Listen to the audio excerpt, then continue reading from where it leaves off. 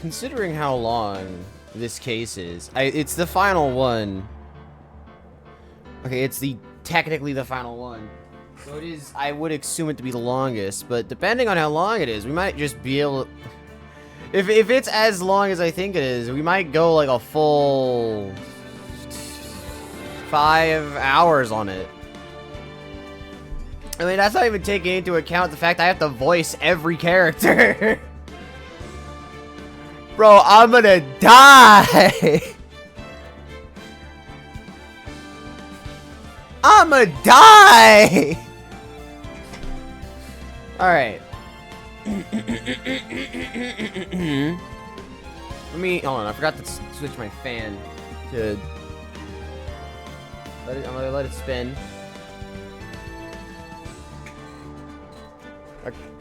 Okay, now, time to hopefully prove that Miles did not shoot that man. The lawyer, the defense attorney from the DL6 incident, right? I'm like running through all the, trying to run through all the details in my head right now. I'm trying to remember if I mean, considering it's me, I've most likely forgotten something. Alright. Time for the first trial. I think. Yeah. Yes.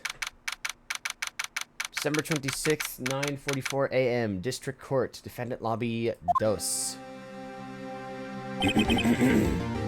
Karma. That's right. Manfred von Karma. He's the best prosecutor there is. He hasn't lost a case in his 40-year career. He's a god of prosecution, right? A god. That a single case? He'll do anything to get a guilty verdict. Anything. Sounds like someone else I know, Edgeworth. You don't understand. I mean, he'll really do anything. Manfred von Karma is a man to be feared. Despite a claim coming from someone who forges evidence, he taught me what it really means to prosecute. What?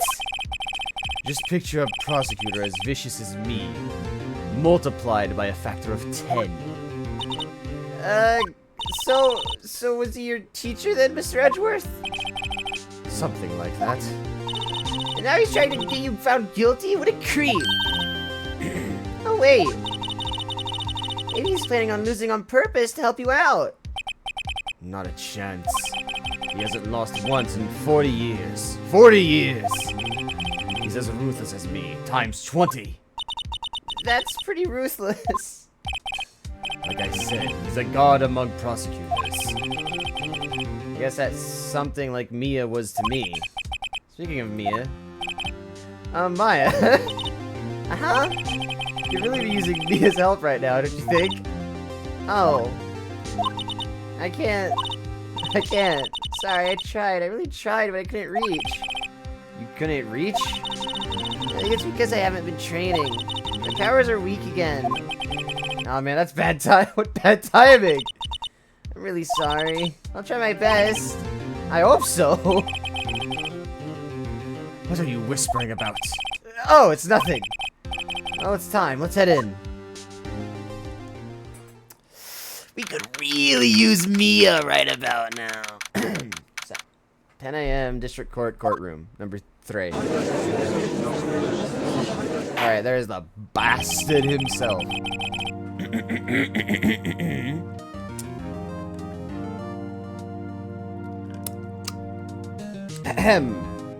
Court is now in session for the trial of Mr. Miles Edgeworth. The defense is ready, Your Honor. Mr. Von Karma, is the prosecution ready? Fool. You seriously think that I would stand here were I not completely prepared? Right, my apologies. He's even got the judge here. Very well, your opening statement, please. Decisive evidence. A decisive witness. What else could possibly be required? Nothing, of course. That should be fine. The prosecution may call its first witness. Let's with this guy? Is he royalty or something? How am I supposed to fight against this? I call the detective in charge of this case, Detective Dick Gumshoe.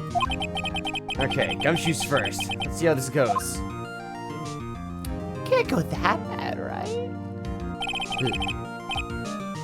Describe the incident, now.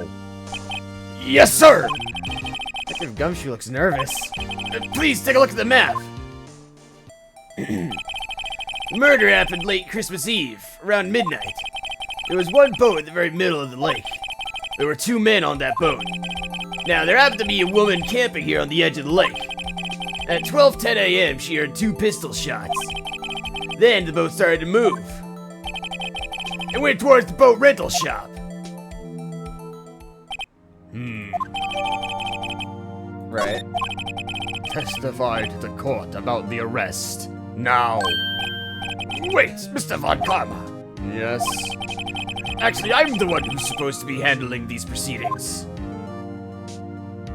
Nuh-uh. Wrong. There is only one thing you need to do here. You will slam down your gavel and say the word guilty. That is your role. Yes, of course. You're quite right. No, he's not! Alright. The arrest of Edgeworth. The man called into the station around 30 minutes after midnight. We headed to the scene of the crime as fast as we could. That's where we found Mr. Edgeworth. Now, I didn't suspect him of anything at all, but next morning the body was found in the lake. So we had to arrest Mr. Edgeworth. Does look bad. I see. Very well. Begin your cross-examination, attorney. Now! Right. You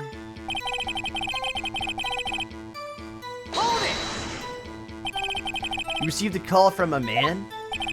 Yep. But you said there was a woman camping there. She was the one who heard the 2 gunshots, right? Objection. Think American people are deadly. Wait till you Bro, huh?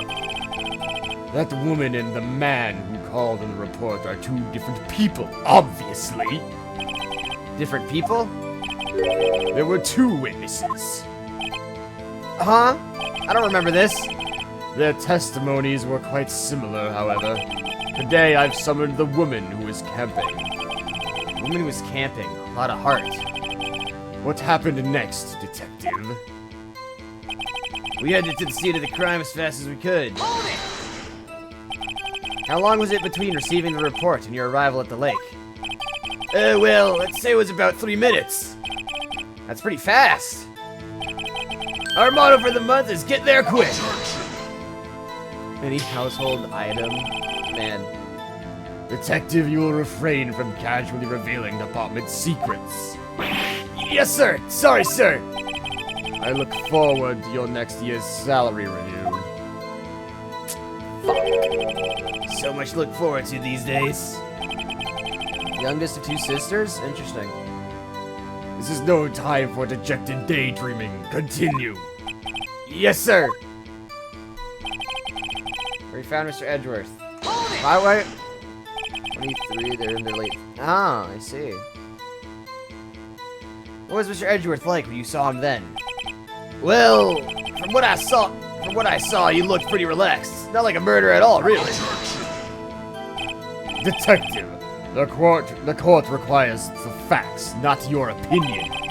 How many years have you been on the force? Facts only, detective.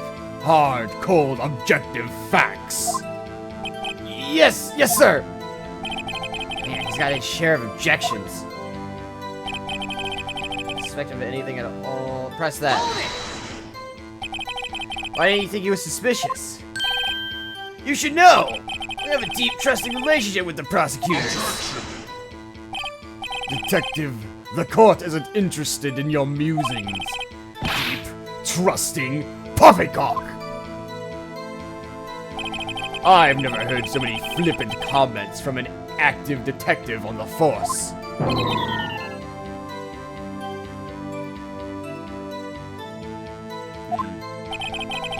Maybe Gumshoe doesn't look so good.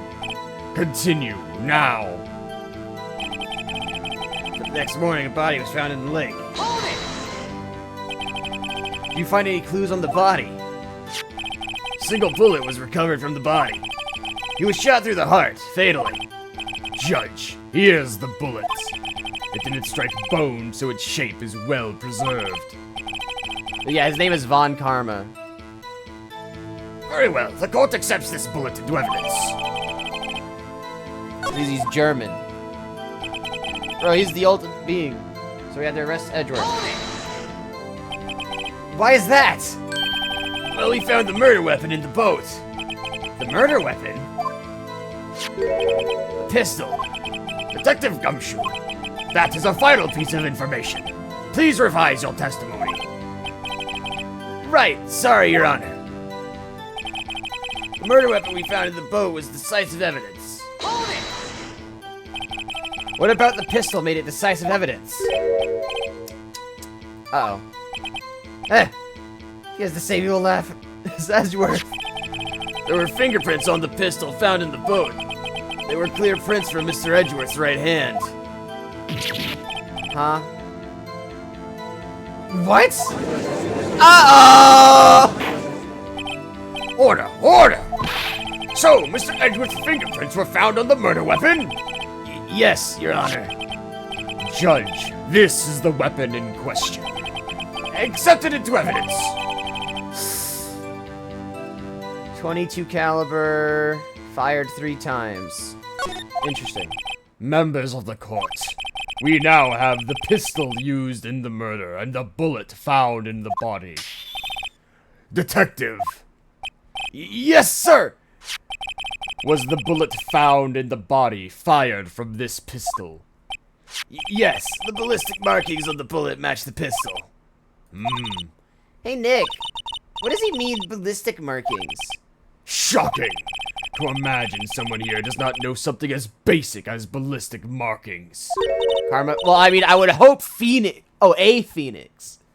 Okay, well, a Phoenix is a magic bird, so I'd assume the magic bird wins. Nick, he's glaring at me. Very well, I'll explain. Actually, Judge, you do it. Yeah, Phoenixes are also immortal. That is also true. Me? Ballistic markings are like the fingerprints of a gun. The barrel leaves distinctive marks on each bullet it fires. You can examine these ballistic fingerprints to see which gun fired the shot. It's quite accurate. Indeed. This leads to one inevitable conclusion. The bullet found in the victim's heart was, without a doubt, fired from this pistol. This pistol, which, as you may recall, was covered with the defendant's own fingerprints. Harry Potter. Oh yeah, no. The Phoenix kind of carried Chamber of Secrets. He kind of carried that fight.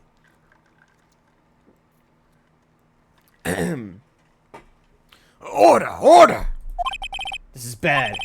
This makes it look like Edgeworth did it. Well, Judge, I'd say it's almost decisive, yes. Honestly, I could declare a verdict at this point. However, you wish to hear the witness speak, no doubt? Very well. I am somewhat fatigued, and so I will take a brief break. I will call my witness after the recess, which will last 10 minutes. Judge! Yes? What are you doing? A 10-minute recess, now! But wait, Just bang your flimsy gavel and get on with it, man! Yes! All three? Are you? Oh, there are only 3 Fantastic Beasts movies. I thought there was more. Oh yeah, no, this man's terrifying. I mean, this man's probably committed murder. Who's running this court anyway? That's what I'm saying. 11:09, back in the lobby. Edgeworth, what's going on here? Your fingerprints were on the murder weapon?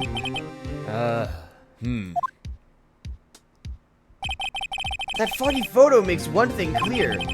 Only one who could have shot the man in the person was the The only Damn. The only one who could have shot that man was the person in the photo. True. Was that you on the boat? Yes, it was me. What? But you must believe me. I didn't shoot him. Find them, Crimes of Grindelwald, and the Secrets of Dumbledore. Oh, I haven't really kept track of the Fantastic Beasts movies, so I just kind of assumed there was more at this point. Then who did? I don't know. You don't know? Weren't you right there? I heard a gunshot from very close by. Then the other man fell from the boat. I can't say why, but I thought at the time that he had shot himself. You mean it was a suicide? That's the only explanation I can come up with. I mean, I've seen the LEGO Dimensions play set, level set, story mode set for Fantastic Beasts and Where to Find Them, and it seems pretty cool. I do have all 8 Harry Potter movies, like, right here, though. Huh? How am I supposed to convince anyone of that? Say, Maya. Huh? What? Any progress with Mia? Oh. Sorry, it's no good. I know. No good for anything, am I, Nick? If I can't call my sister, I might as well not be here, right? What? No! No, of course not. I need you here. You see, you're always trying to help out. But if you don't actually help, it's the thought that counts, right? It's okay, Nick. You don't have to make me feel better. I don't know anything about trials or defense. What's more, I'm a spirit medium who can't even contact spirits. Everyone has their off days. I mean, I've just been getting lucky lately. You never know when my luck is gonna run out. Really? Whoa, Wright! Don't jinx this case any more than it already is. It's bad for my heart. Oh, sorry. Whoops. Victor Crumb? Victor Crumb. That name is very familiar. Victor Crumb. I know that name. I have heard it once before. Drum string student. Victor Crumb.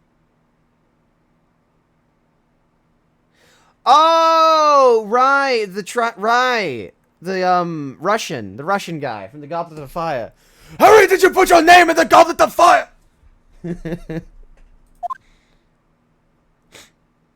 He's Bulgarian. Oh, I mean, that also makes sense. European. I don't fucking know. Court is back in session. Mr. Von Karma, call your witness. Yes. Will Miss Lotta Hart take the stand? All right. Country gal has approached the scene. Lotta Hart, you are a research student at a university? That I am. Good. Begin by telling us what you saw the night of the incident. And don't add anything trivial or subjective. Understand? Y'all need to learn some manners.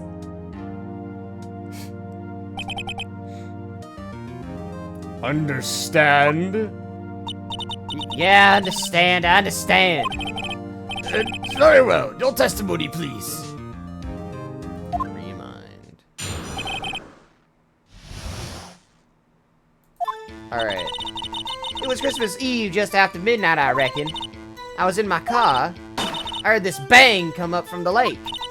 When I looked out the window, I saw 2 gents on a boat. Then there was another bang. There wasn't nary a thing on that lake but that boat. Everyone looks soulless.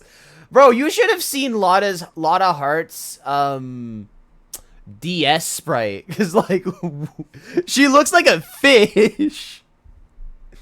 Enough. Huh?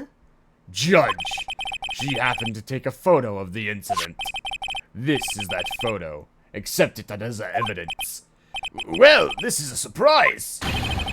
This looks like the very moment of the murder!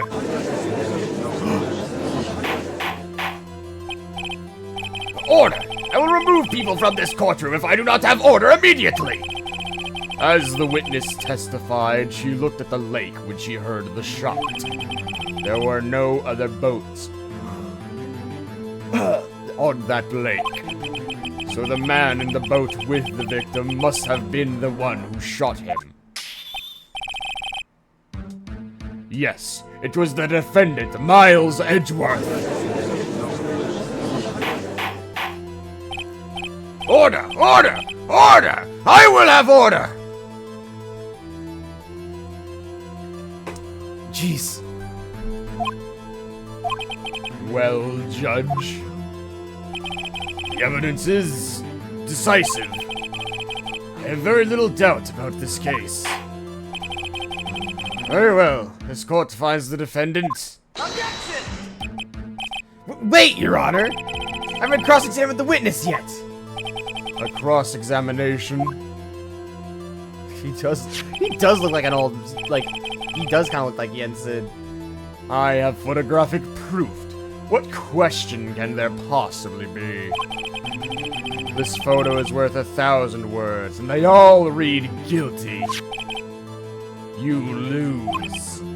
Or do you claim to have found a contradiction in her testimony? Very well. If you have to, you may cross-examine the witness. Oh, bad. You will only flounder and ask meaningless questions. You will fail to find anything. And then I will have you held in contempt of court. Nick? Contempt? Contempt of court, you know. I guess I understand. Well, what are you gonna do? You really think there's a contradiction in the facts in her testimony? Let me check the court record.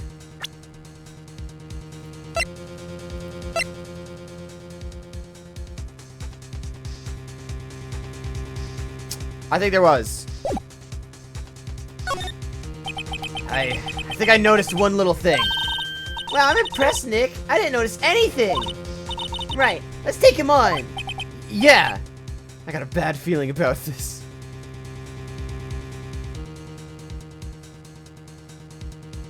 I mean, snow can, I mean, snow's cold.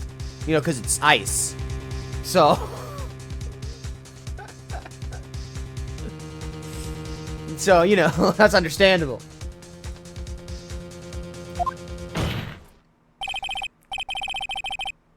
Yeah, shaved ice. Yeah, shaved ice.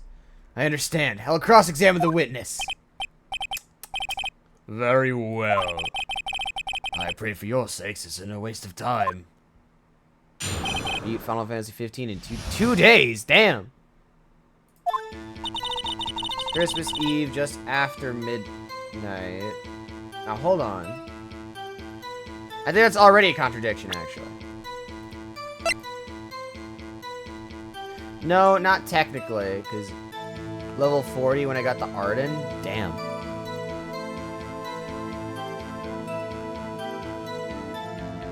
That's not actually contradictory. Yeah, no, this does say Christmas.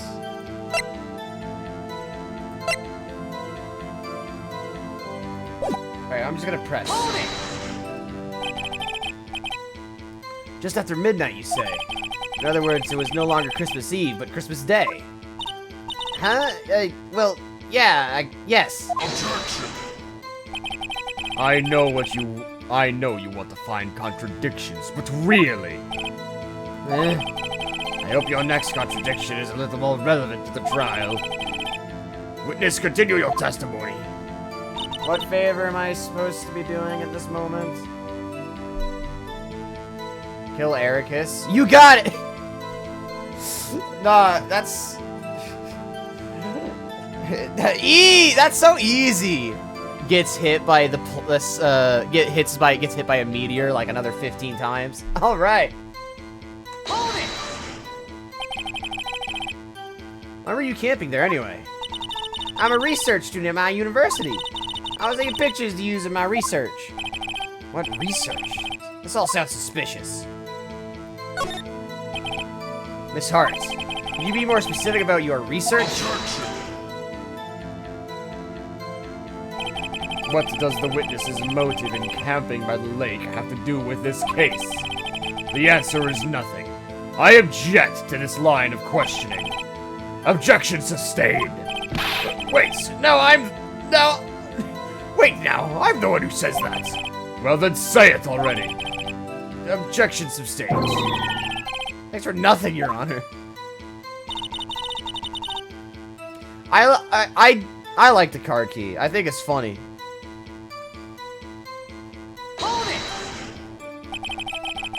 So you weren't looking at the lake at that time?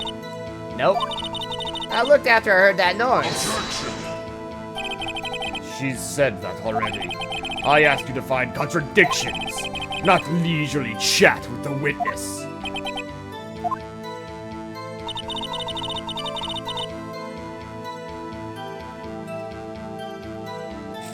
It's a car key. I mean, a car key is still a key. It's just funny. I just think it's like kind of silly, but like also kind of cool. Because he more or less just has a sword. He basically just has a sword.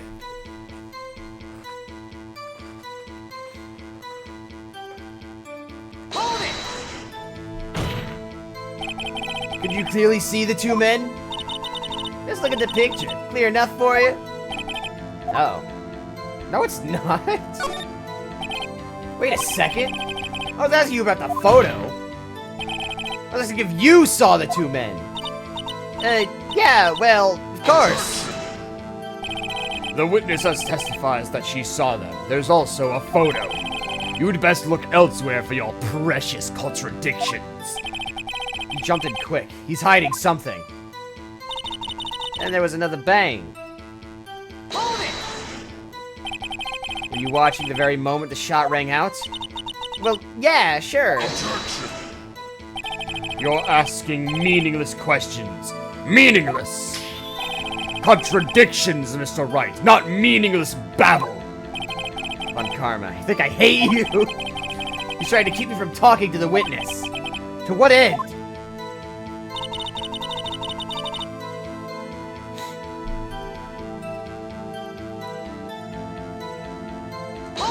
Alright.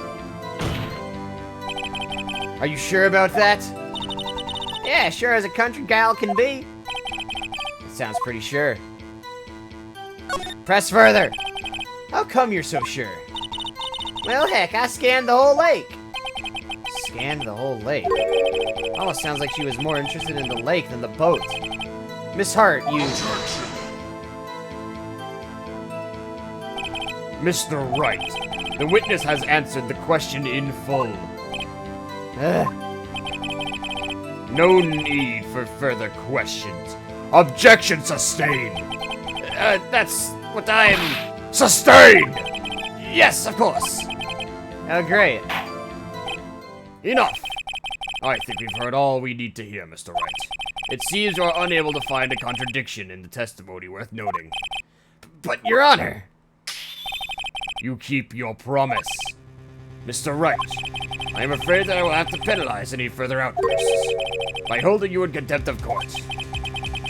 And if that happens, you'll have to leave this courtroom immediately. Understood? Uh-huh. Nick, honest testimony is fishy, Nick. Real fishy. I know what you mean. But I can't say anything. What can I do? I believe we've covered the evidence sufficiently to make a decision. Then pass your judgment. Very well. Mr. Miles Edgeworth, please take the stand.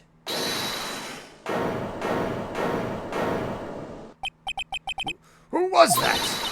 It was me. Maya! Is something wrong? Do you need to use the facilities? No, I don't. Lot of heart. Your testimony stinks. It's unclear whether you were actually looking at the lake. It's highly doubtful that you actually saw Mr. Edgeworth. Tell us the truth. It's a matter of life or death. Lotta! Did you really clearly see Mr. Edgeworth that night? Did you see him fire that pistol? You will stand down. The court does not acknowledge the defense's outburst. Answer me, Lotta. What's the big idea treating me like some kind of criminal? I saw him, I swear. I saw Edgeworth. Enough. Judge, declare the defense in contempt of court. Yes, of course. I'm sorry, but you were warned. Guard, escort Mr. Wright out of the courtroom. He is in contempt of court and must leave. No! No! Wait, who's saying wait? I was the one who made the outburst, Your Honor. Nick is innocent. Ha! What's the difference? All that remains is for the guilty verdict to be declared. Isn't that right, Mr. Phoenix Wright? No, that's wrong! No, that's wrong! Wrong! What? Did you hear what Miss Hart just said? She said she clearly saw Mr. Edgeworth. That was not in the testimony! That changes her testimony, and I have a right to cross-examine her again! Order! Order! Order! Order! Order! Order! You're in contempt of court. It's too late for wild claims. Judge, sustain my objection. I'm sorry, Mr. Von Karma, but I cannot. What? Miss Lotta Hart has made a new testimony. The defense does have a right to cross-examine her again. But he is in contempt of court! No, I am! If you're going to arrest someone, arrest me! Very well. Maya Fey, you will leave the courtroom immediately. Nick, I did what I could. You have to do the rest. Good luck. Maya. Bro, Maya just clutched up for real. Peh, I care not for this melodrama. Listen well, Mr. Wright. I do not tolerate badgering of my witness. I'm running out of time. I better find a contradiction in here or else. Mr. Wright, begin your cross-examination.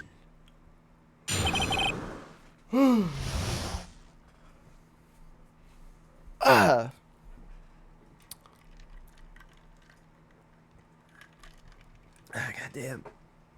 Oh, man. I'm already running out of steam. I saw it clear as day. The man on the boat was Mr. Edgeworth. That's it? Oh, I don't know if I can find anything in that. I can't squander Maya's efforts either. Oh, clear as day, huh? Do we think this looks clear as day? I can't see who the fuck that is on that boat, personally. I can't tell. I don't think Phoenix could tell. I don't think fucking anyone could tell. I wouldn't exactly call that clear as day. Objection! Got you. Got you, Miss Hart. Finally. What? What? You got what? Look at this photograph. The photo I took? The very same. There's something I want you to see in this photo. It's quite clearly visible. The fog, Miss Hart. So? This picture was taken with professional, high-quality film, correct? Yet even it could not capture the faces of the men on this boat. Yet you claim you saw Mr. Edgeworth. How? What? Mr. Wright has a point! That's why I told her not to say that in her testimony. Please! Yet now she has said it, Mr. Von Karma. How could you possibly see Mr. Edgeworth? Explain yourself! Miss Hart? What? Did you see the defendant that night? Of course! I said I could, and I meant I could! Then please testify as to the circumstances of your sighting. I did it! I finally found a hole in Von Karma's carefully vague testimony.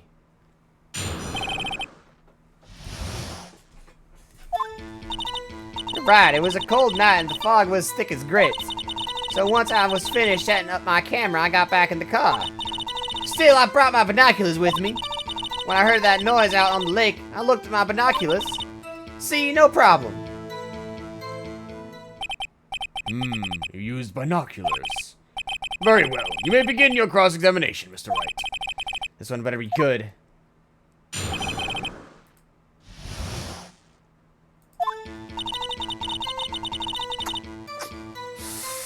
Alright, let me check my evidence.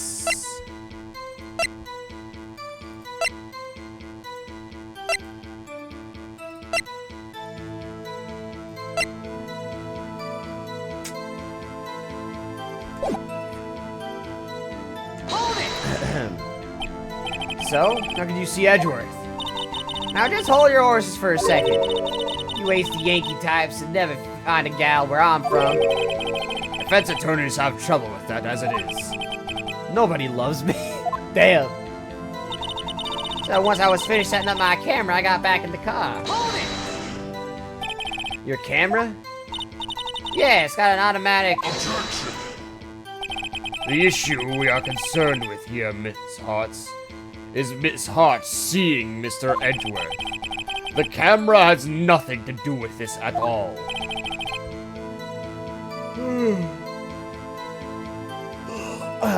Objection sustained. She's not letting her answer any of my questions. Still, I brought my binoculars with me. Binoculars? Yeah, binoculars. Yesterday you mentioned that you were out looking for shooting stars, correct? Well, yeah. What, did you need a telescope, not binoculars for that? I've got doubts about your camera, too. Was that really to take pictures of meteor showers? The camera is irrelevant in this case. You can't say that for certain. Mr. Wright, is the camera really relevant to this case? If you believe it is, you may continue with this line of questioning. But know this, if you find nothing with this, there will be consequences. Well, Mr. Wright, do you wish to press further at the camera? Yes, I have an idea. This is make it or break it time. The camera is of utmost importance, Your Honor. It is perhaps the key to this entire case. Therefore, I will continue my line of questioning. Wow, maybe I went a little overboard there. Very well. Miss Hart, you will testify to the court about the camera. Yeah, I hear you. The camera was set up to take pictures of a meteor shower. Miss Hart, what made you choose that lake to photograph meteors? You know the fog gets thick on that lake. It's not very suited for just stargazing. Yeah, well, you see, I guess I wasn't thinking too straight. Mr. Wright, I will not have you badgering my witness because of a challenged intellect. Now wait a minute! Continue your testimony. You were saying how it was you that you saw Edgeworth.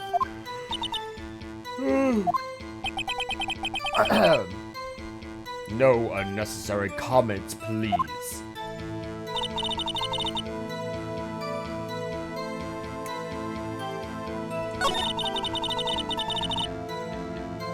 You know what?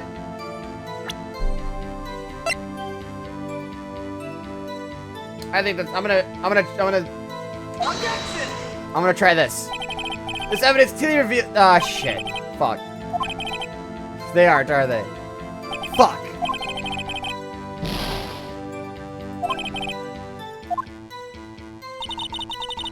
So obviously she's not here to take pictures of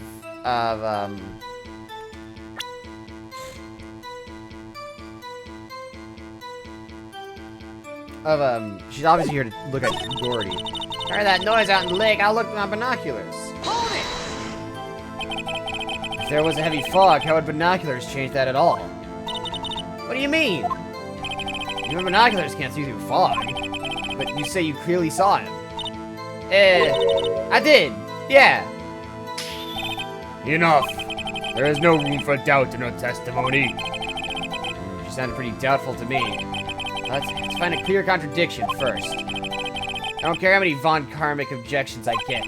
I'm going to find a hole in this testimony if it's the last thing I do. Alright, let me look at my evidence again.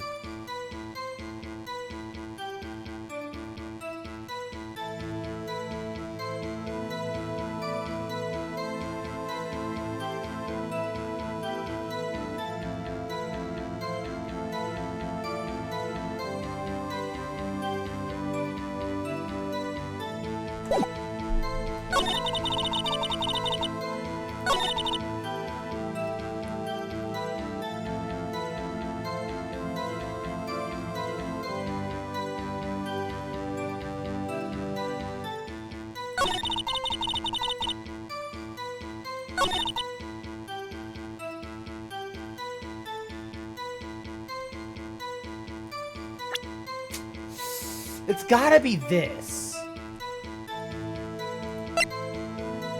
Oh, wait. Objection! You were photographing shooting stars? That's a lie! Says who? I saw the camera you set up yesterday. It was pointed directly at the lake. You have to point a camera upwards to take photos of stars, Miss Hart. Got her ass, got her ass. Mr. Wright, what are you driving at? The witness was not at the lake to photograph shooting stars, Your Honor. Well then, what exactly was she photographing? I know. Your Honor, take a look at this. What was Miss Hart trying to take a photograph? What was Miss Hart trying to take a photograph at the lake? I was on the right path, I just did it out of order. Miss Hart, this is what you were trying to photograph. What is this? A newspaper article? Gordy. Ah, the sighting at Gold Lake. Well, Miss Hart, I never heard no lake monster. You got proof or something? Let's see you prove that I was down at the lake trying to photograph this Gordy.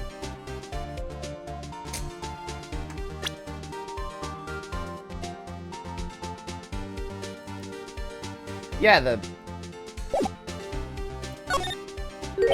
I have it. Proof. Intriguing. Very well, let's see it. And no joking around this time, please.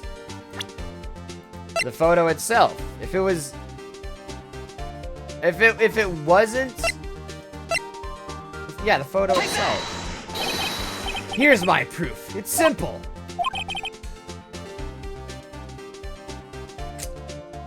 Fuck. If it's simple, then why have you obviously made an error, Mr. Wright? Fuck. Go home, consider a career change.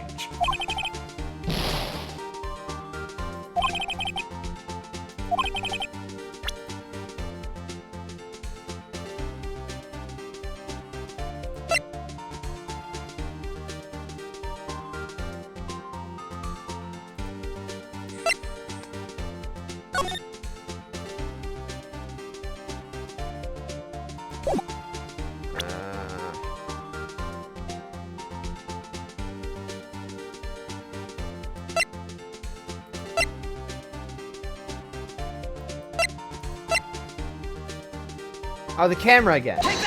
Because it's programmed to... Right, because the microphone. The proof, Miss Hart, is your own camera. Your camera was set to take photos in response to loud noises, correct? Thus, this photograph here, taken with a gun fired on the lake. And here, this article about Gordy. According to this article, Gordy made a loud noise when it emerged.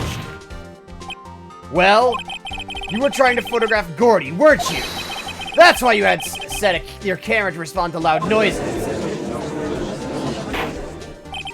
Order! Order! I see. I too thought it was a little strange.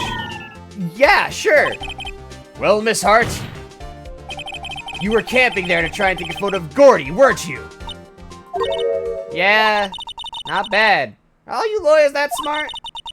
So smart, boy. I was down there trying to photograph Gordy. You got me. So what? Huh? That don't change what I saw, does it? Exactly. What you just used several precious minutes of our time to prove is nothing more than the witness is an idiot who thinks monsters exist. Hey! But as she so succinctly said, so what? It changes nothing. Not true. You were hiding the whole thing about Gordy for some reason, I know it. What could it have been? Whatever it is, I'm getting to the bottom of it. Miss Hart, why did you hide the fact that you were searching for Gordy from the court? Please revise your testimony. Right, fine, I'll testify. Won't change nothing, though. Something will change. It has to. And I'm going to spot it.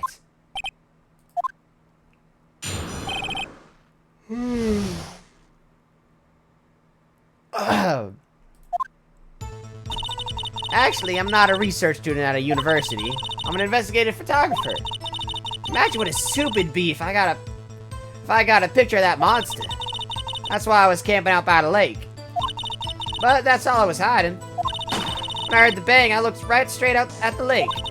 There wasn't much else to look at, so I just watched that boat the whole time. Then I saw a flash near one of the men's hands, and I heard another gunshot. I was looking right at the boat the whole time, crossed my heart and hoped to fry. Right. Very well, Mr. Wright. You may cross-examine the witness. Objection! The witness's testimony is unchanged from before.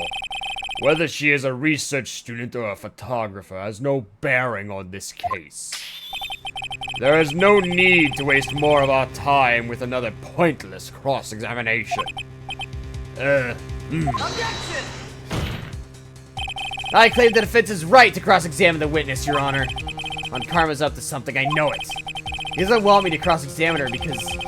Why? Was there a contradiction? Very well. You may begin the cross-examination. You seem sure of yourself. You must have something in mind. Huh. That would be a first. Very funny! Huh?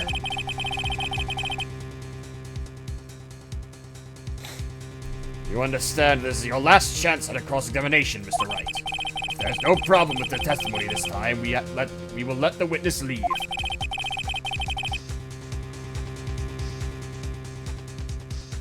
I will announce my verdict at that time, Mr. Wright.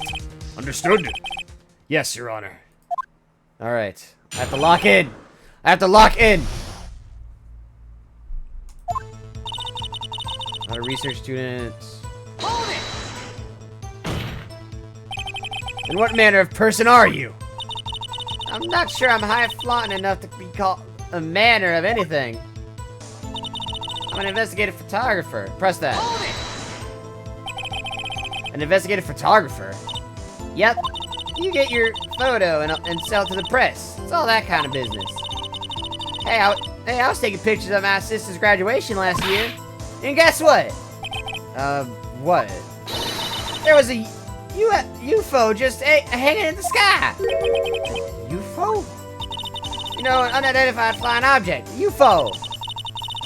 That's when I sort of had a revelation. I knew I should become an investigative photographer. I see. Kind of a shaky basis for a career. Yeah, she's trying to say UFO, but she's a dumb bitch. She's saying UFO.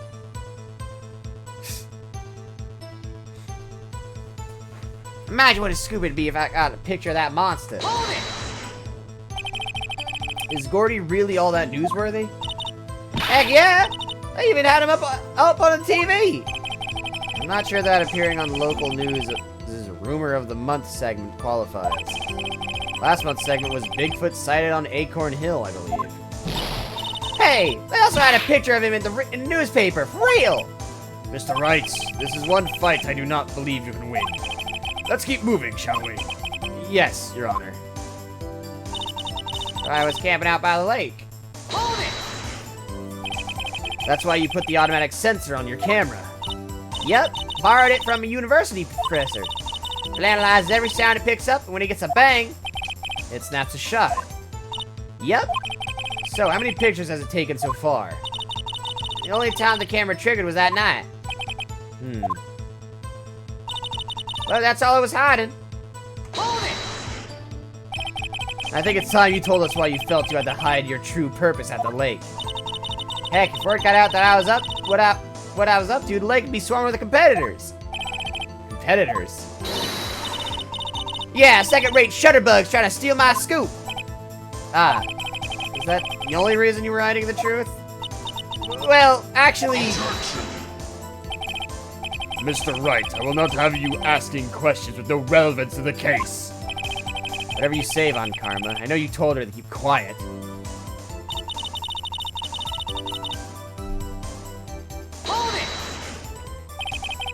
Exactly what sort of sound was it? Well, I never heard one before, so I can't say for sure, but it sounded like a gunshot. It was a lot sharper a sound than I would have expected. Wasn't much else to look at, so I just watched that boat the whole time. There wasn't much else to look at? Yep. I don't know, if she heard a bang and she thought Gordy was out there.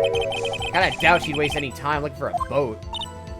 What? What'd I do now? What are you giving me that look for? Definitely suspicious. Maybe it's time for some evidence. Witness, continue. Hold your hush puppies, Pops. I'm getting there. No. You go back. Time for some evidence. Objection! You're a dumb bitch, Hart. Miss Hart, were you really looking at that boat? What's with you? Of course I was looking at it. It was the only thing out there. Any normal person would be looking at it. I agree. Any normal person would. But you are far from normal. What? Y'all want to step over here and say that? You were camping at the lake to take pictures of Gordy. Think about it. What would you do if you heard a loud noise? You'd be scanning the lake for any sign of Gordy, that's what. You would give the boat a second thought.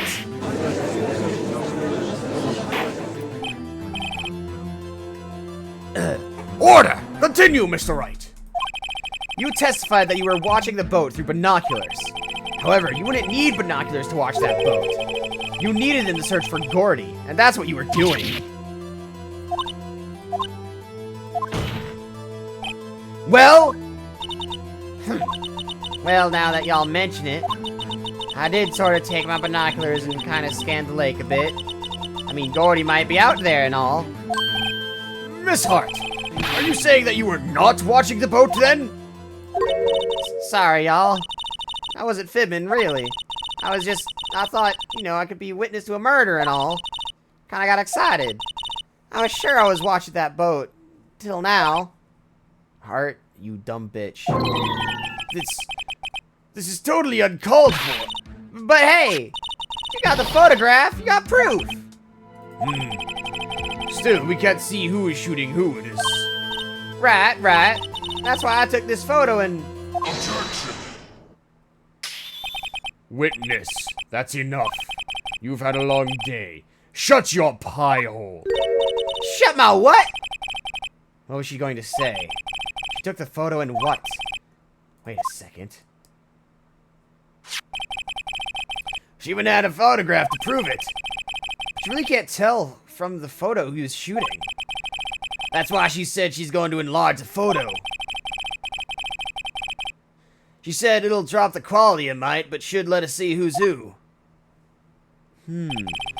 She enlarged that photo. I won't Von Karma let her show it. I've got a hunch. I bet that enlarged photo shows something bad for Von Karma. This is my chance. If I'm wrong, though, he'll be in prison for Edgeworth, or worse. What should I do? Make her show the enlargement. Miss Hart, look at this photograph. You enlarged this photograph, did you not? Yeah, I did. Why has that enlargement not been presented to the court? Objection! Because it does not exist. What are y'all talking about? You were the one who told me not to show it in court in the first place. You old fool. What's the meaning of this, Von Karma? Miss Hart, show the photo to the court. Show us the enlargement. Objection! The prosecution objects to the submission of this evidence. Objection denied. The witness will show the enlargement to the court. Here it is.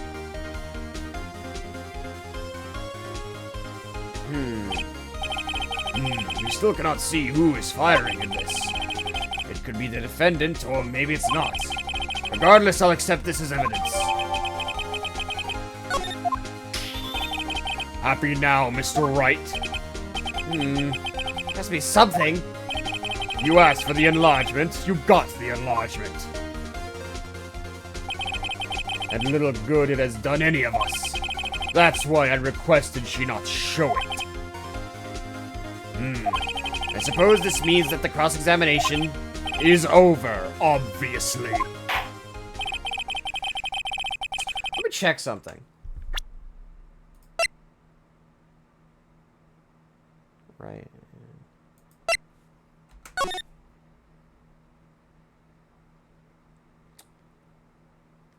I see. Then I would like to close the cross-examination of Miss Lana Hart. And none too soon. That was a flagrant waste of my time.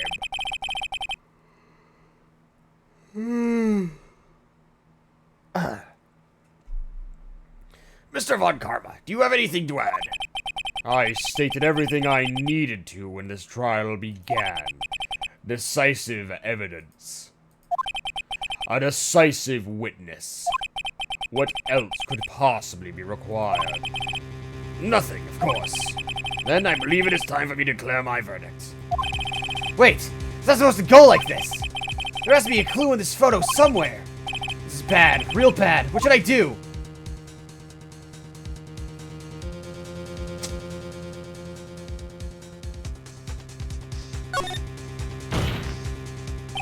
Wait! Your Honor, this evidence! Objection. I believe we have spent enough time talking about evidence. Indeed. We've heard opinions on every piece of evidence but this enlargement. I see no point in retracing our steps. Retracing our steps. This is bad, real bad. What should I... Alright, object the enlargement then. Your Honor! There's something decidedly strange with this enlargement! What might that be? Mr. Wright, you will show the court what you mean. What about this photo is strange? Okay, here goes nothing. I'll show the judge what's strange about this photo. It's his hand. It's his hand. Take that! Here, Your Honor. The shooter? I'm not sure I understand. What about the shooter is strange? Look at the hand holding the pistol, Your Honor. The hand? The hand directly contradicts another piece of evidence. This man's left hand does... This man's left hand does what? Let me show you. I'll show you the evidence that left hand contradicts. Take that! The evidence is clear. The man in this photograph is holding the pistol in his left hand. However, the prints of the murder weapon from Edgeworth's right hand. Ergo, the man shooting the pistol in this photograph is not Mr. Edgeworth.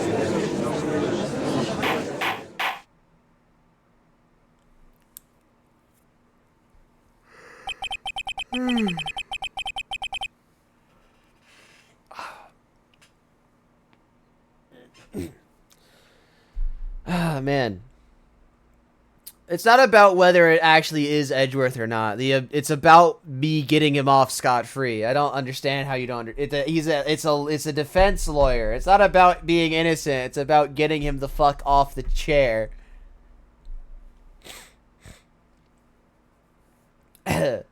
Now that everyone in the courtroom has quieted down, I would like to reconvene this court of law. Mr. Wright. Yes, Your Honor. You have given us definitive proof today. We now know that it was not Mr. Edgeworth who fired the pistol that night. However, this leaves us with a rather large problem. If Mr. Edgeworth didn't do it, then who shot our victim? Precisely. As we have seen, there were no other people on the lake that night. Who but the defendant could have shot the victim?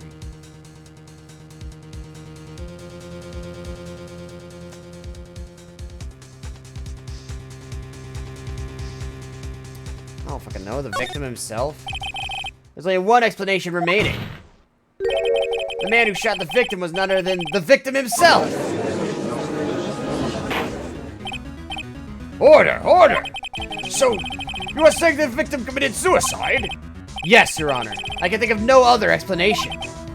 Indeed, that does seem to be the only remaining option. I am so very, very sorry, Mr. Wright. But suicide is out of the question. What? An examination of the victim's wound reveals the distance at which he was shot. The distance? The victim was clearly shot from further than 1 meter away. A meter? That's 3 feet.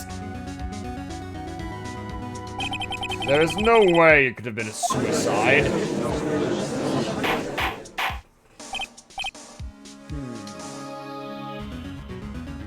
Order! Order! Mr. Von Karma, are you sure of the accuracy of your data? Of course, I had already considered the possibility of suicide, you see.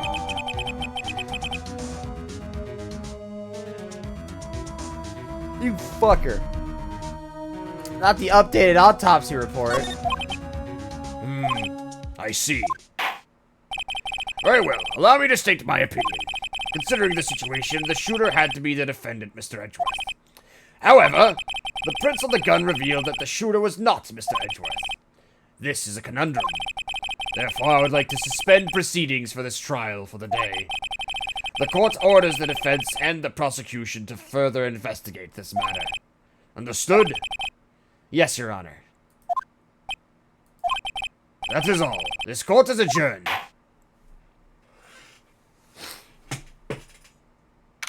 Damn.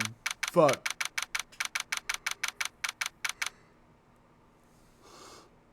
Oh, man. Oh, I'm fucking tired. Bro, we're an hour in. I'm already tired. Well, it's too damn bad. Phew, that was a close one.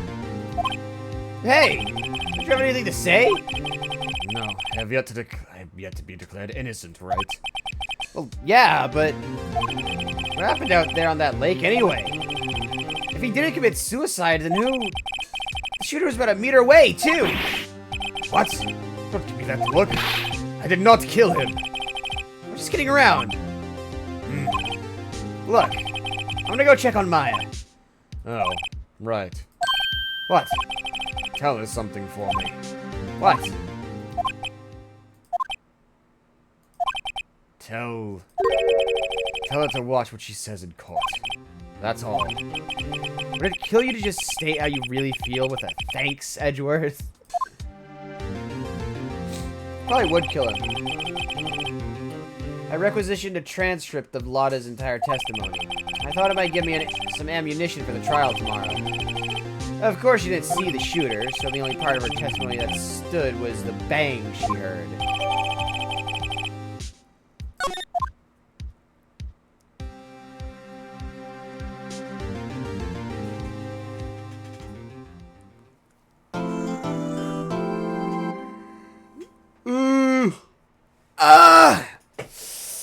Yeah. All right.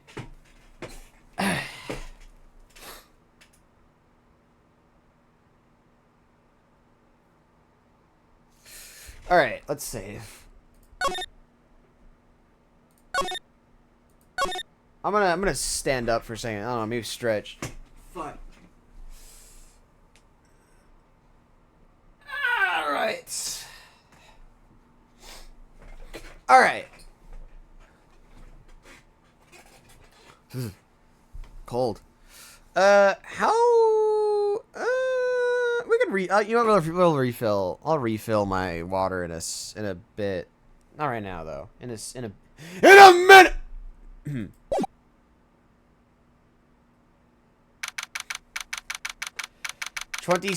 December 26th, detention center visitors room. Maya! Hey, Nick, it's you! I'm glad Mr. Edgeworth made it through the day okay. It's a relief. Hey, why'd you do that anyway?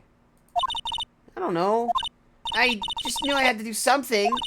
I know I'm not the lawyer my sister was. I'm sorry. Well, you did save the trial. Just behave from now on, okay? Okay. Questioning. Have you been questioned yet? No, not yet. Detective Gumshoe was here just now. He said seeing as this is your first offense, we'll let you go after questioning. Whew. Oh, he wanted me to get bail money ready. You can pay him for me, right? How much? I don't know. I guess they'll send you a bill or something? Why do I picture giant bales of money every time I hear the word bail?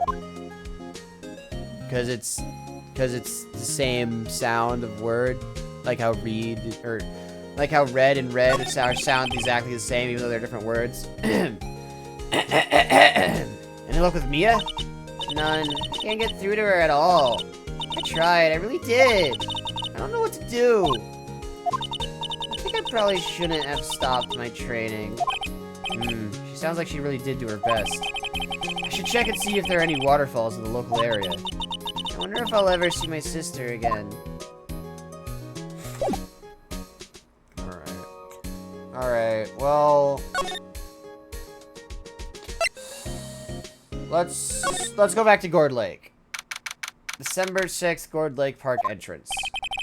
There are fewer than there were yesterday, but the cops are still around in the park. I wonder if Detective Gumshoe is here today.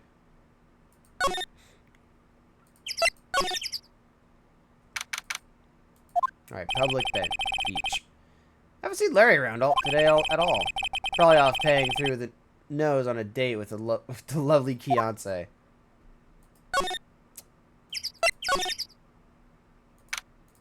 Oh, rental shop. The boat rental shop is closed today too. Shocking.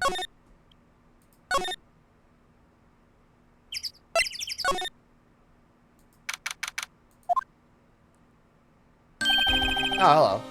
Hey, Detective Gumshoe. Hey, pal! The trial today, Yes? What about the trial? Well, I was gonna say good show, but it wasn't really all that. So you did save Mr. Edgeworth, I guess. I just wasn't trying to thank you, you know? Thanks. Detective Gumshoe? Any idea what strategy Von Karn was planning for tomorrow?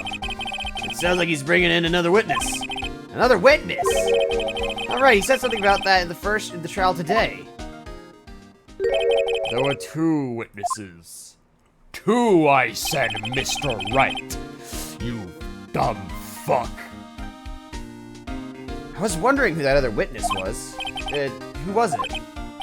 Sorry, pal. As much as I'd like to, I'm not at liberty to divulge that information. Right.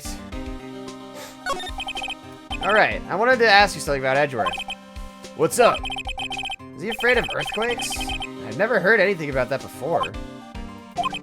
Mr. Edgeworth doesn't talk about himself too much, see? But there's one thing that's clear as day. Him hating crime the way he does, and him becoming a prosecutor, and him being scared of earthquakes. It all started with that incident. The DL6 incident? Yup, that's the one. 15 years ago, when he saw his father shot before his very eyes. Still feels the pain now. You can see it in his eyes. Tell me about Maya. I wanted to talk to you about Maya Fey. Huh? She's not out on bail yet? That's strange. I told her to let her go as soon as their report ran up. Man, I don't know what would have happened to that courtroom today if it weren't for her. Seeing her getting dragged out by the bailiff. I'll be honest with you, pal, I shed a tear or two. Mr. Edgeworth, he was so moved I saw his lip trembling. Really? Cold as ice Edgeworth. He was really grateful for what she did, you know? I'm gonna head back to the station. I'll get the report on Maya and get her out of there as soon as I can. Thank you. Oh, wait. I was wondering, how much is bail going to be? Don't worry about that. Mr. Edgeworth is posting the whole amount. What? Edgeworth? Didn't I tell you? He's grateful to her for what she did. Alright, pal. Well, don't forget to pick her up, okay? Maybe I could get Edgeworth to pay this month's rent.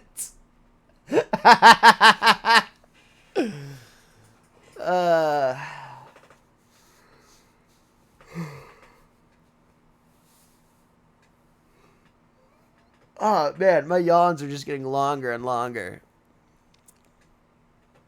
I'm just gonna yawn so long. I'm gonna run out of. I'm just gonna suffocate.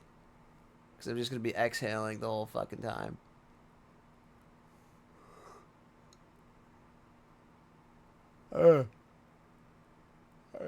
Fuck. Fuck.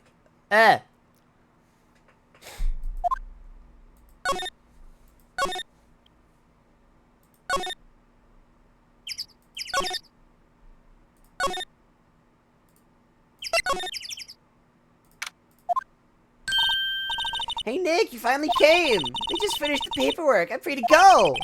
Free at last, eh? Those interrogators were really mean. They were like, okay, what did you do this time? Like I was some kind of criminal. Can you believe it? Well, they let you out in the end, didn't they? Oh, that reminds me. Thanks for bail. Thank Edgeworth. Huh?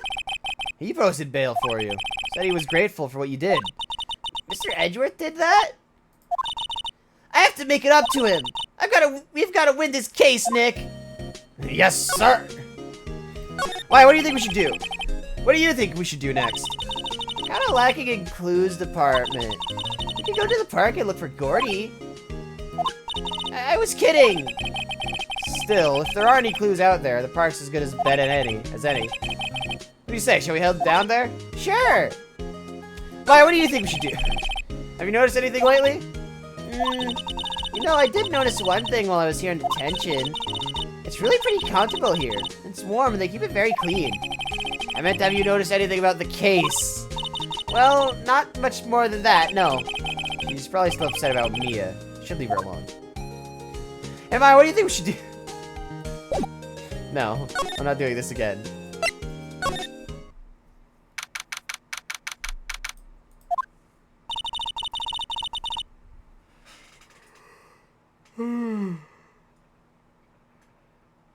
Look, I gotta stop staying up past midnight. It's gonna tear my entire brain in half.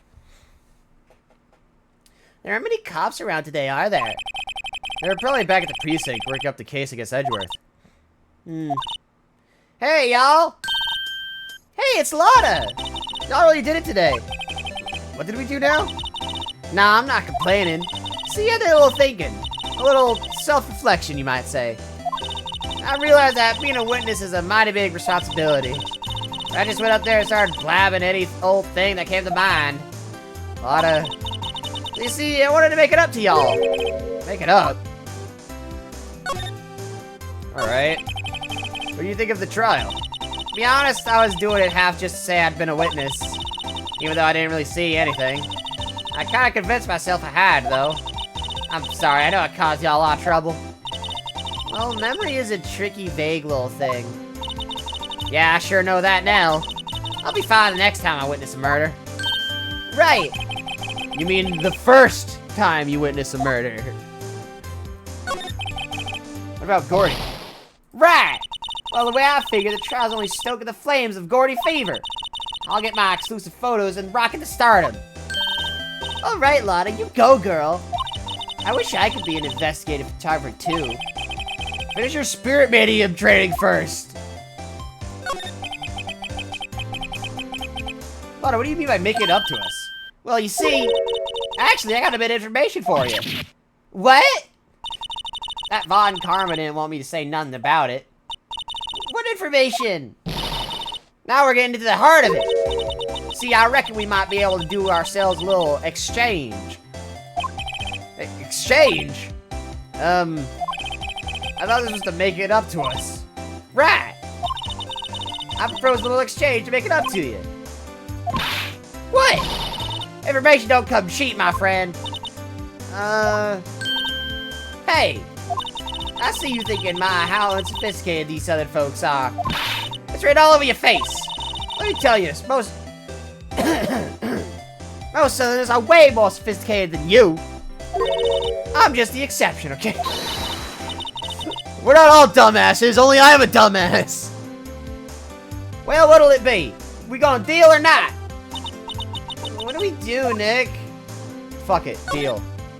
We don't have any other leads, so I don't think we have a choice here. Okay, how much? Huh? You leave off your rocker? I may not be sophisticated, but I'm not trying to rob the poor. Huh? The only fair exchange for information is information. Listen good. What I need from you is information about Gordy. Whoa, Gordy? But Gordy doesn't... I mean, Gordy might not exist. Then bring me proof that shows he don't. I'll be keeping watch from the car, okay? You see something, y'all come to me first, got it? Okay. Right, see y'all later. Okay, Nick, let's get hunting. Hunting? You don't seriously mean... Gordy? Sure I do. What about Edgeworth? We're searching for Gordy for him, Nick. Don't you get it? Okay. How exactly do we search for a make-believe monster? Maybe we can find a monster myth specialist.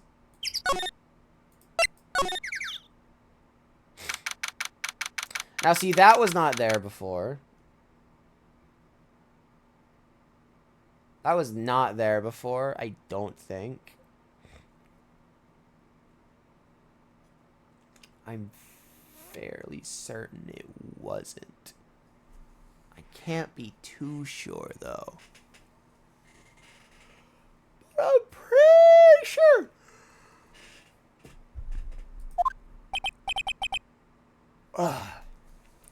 What's that? The Steel Samurai, Nick! Yo, Maya! Larry, what the heck is that? Oh, it was my girl Kiance's idea.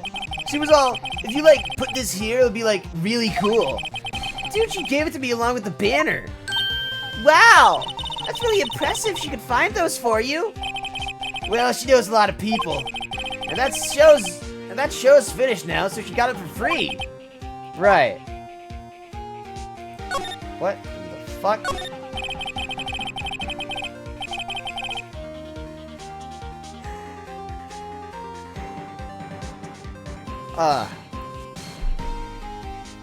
Does that Steel Samurai look a little out of place? I mean, it's so huge.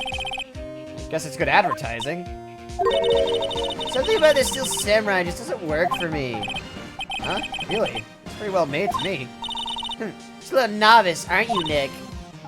Really? True connoisseurs like Cody and me don't fall for this kind of stuff. These Steel Samurai fans are obviously in a league of their own.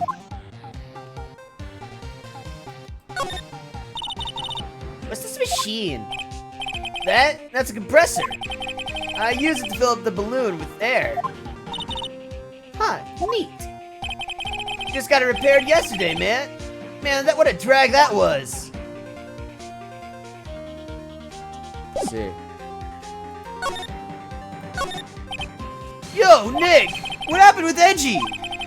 Well, we made it through the first day in court, alright. I don't know how good our prospects are from here on, though. Huh. Hey, Larry, you know Mr. Edgeworth's secret weakness? He's terrified of earthquakes. He acts like a little boy. Huh. That's weird. I don't think he was ever like that in school. No? Really? Well, we were only in the same class for a little bit. He transferred schools pretty quickly. Transferred?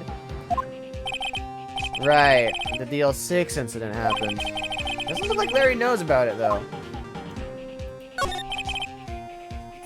Hey, Larry. Where'd you get that big thing? Huh? Oh, the big guy? I've had that for like about a month, yeah. It's a big hit with the kids. Why wasn't it here yesterday? Huh? Huh? Oh, right. The compressor was busted. Compressor? Yeah, it's a little unit by my hot dog stand. That's what I used to put air in the Steel Samurai. It broke a little while ago, so I sent it in for repairs. Oh. Here I thought you'd inflated it all by yourself. Bro, you just breathed in it. Shite.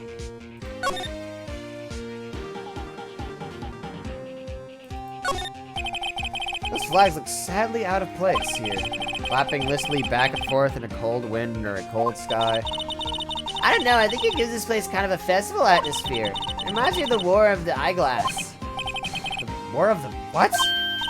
Huh? What? You mean you don't know the War of the Eyeglasses? What the heck is that? Our local fair used to do it every summer. I guess we were the only ones. I ask again, what the heck is that? Well, doesn't seem like there's anything new to inspect. We're gonna move on then. We're gonna go to rental shop, I suppose. It's always so quiet here. I wonder if the boat shop is closed for good. Well, with the murder on the lake and all, they're probably just taking vacation until it blows over. I get it. Hmm. Dun, dun, dun, dun, dun, dun, dun, dun.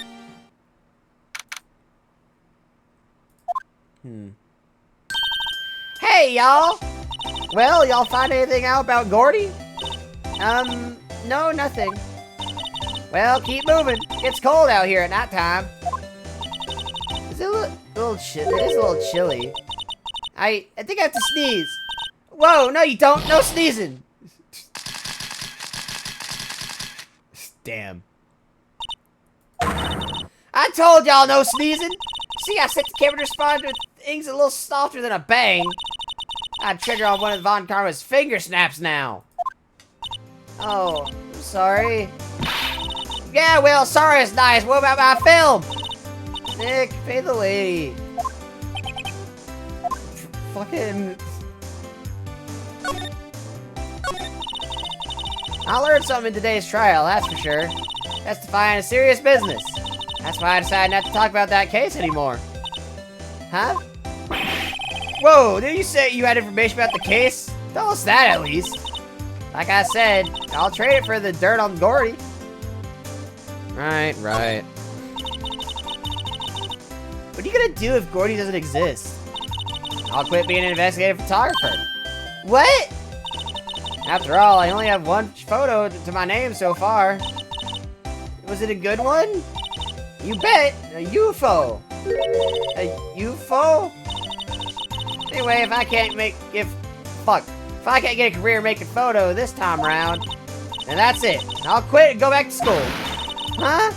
So you really are a university student? Yeah, well, I'm taking a bit of a break. Right. Okay, I'm gonna go back to Larry. Larry, what can you tell me about this? That's the guy that's selling my dogs faster than I can cook them. Do you think Gordy really exists? Nah, I think somebody probably saw something else that they thought was Gordy. But I'll keep selling samurai dogs till the truth's out.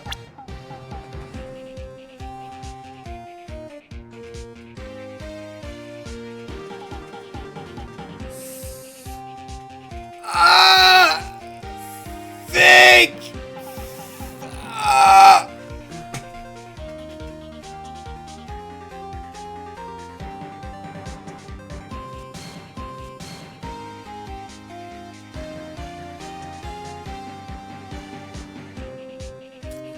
I've used all 5 of my hyper-intelligent brains, but all I hear is set.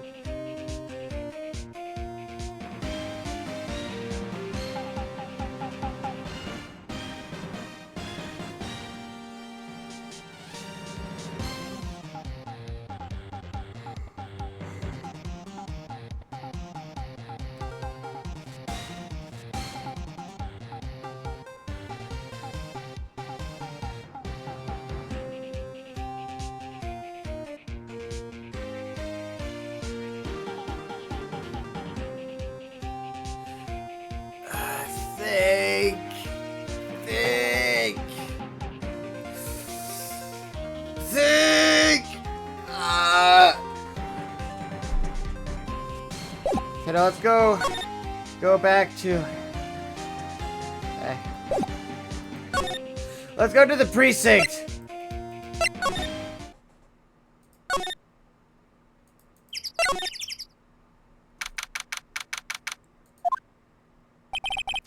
Hey there, pal. What's up? You look out of sorts. Wait, you didn't go and do something that's going to hurt Mr. Edgeworth's case again. What do you mean again? Whatever, have a seat, pal. I'm here for you if you need anything. Besides money, that is. Yeah. Investigation.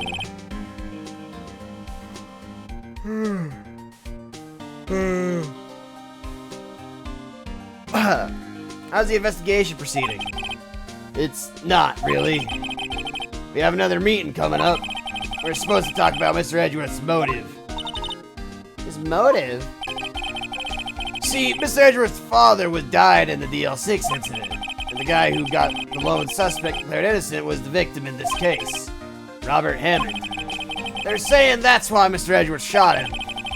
Edgeworth never talks about his past. But they'll drag that out and hit him with it in court tomorrow. Oh, Mr. Edgeworth. I gotta admit, doesn't look good, pal. Say, Detective Gumshoe, do you know Gordy? The monster down in Gourd Lake? Not personally, no. Well, we're looking for it. Huh? Are you out of your minds? You got time to go wild monster hunting?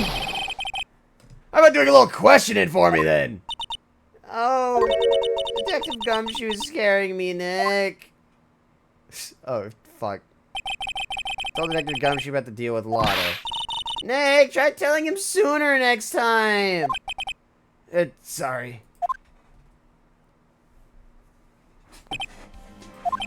I see you, pal. Sorry for shouting at you. Alright, okay. I, Detective Gumshoe, will aid your search for Gordy. Huh? I'll loan you one of our newest secret weapons for finding evidence. Really? You can take whichever one you like. Okay, give us the goods. Hold on now, everything in due time. First, let me show you them. These are our best and brightest. Introducing secret weapon number 1, Missile. Missile? He's a canine police dog, still in training. Missile, here, boy. Borf! Here it is. Hey, he's cute. Look, Nick, cute dog. Cute dog. Now, this will help us. How? Next, secret weapon number 2, a fishing pole. Here, this is my personal pole. Detective Gumshoe, we're looking for a monster. Yeah. How are we supposed to catch a whole sea monster with a fishing pole? Never know till you try, pal. Alright, this next one is the last one. No, please, I'm already overwhelmed by our choices. Secret weapon number 3, metal detector. Here. Detective Gumshoe, we're looking for something alive. Right. How are we supposed to find it with a metal detector? Hey, you never know. It might have been eating soda cans. Well, which will it be?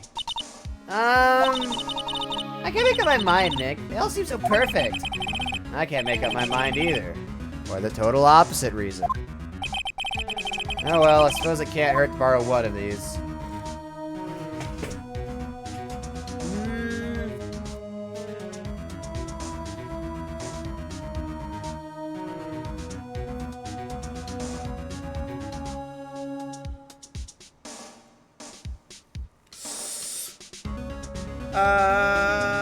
I'm gonna go with fishing pole.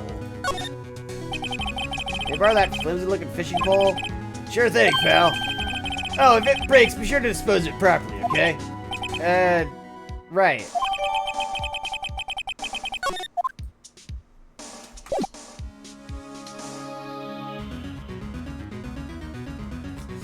Well, let's go screw around with the fishing pole.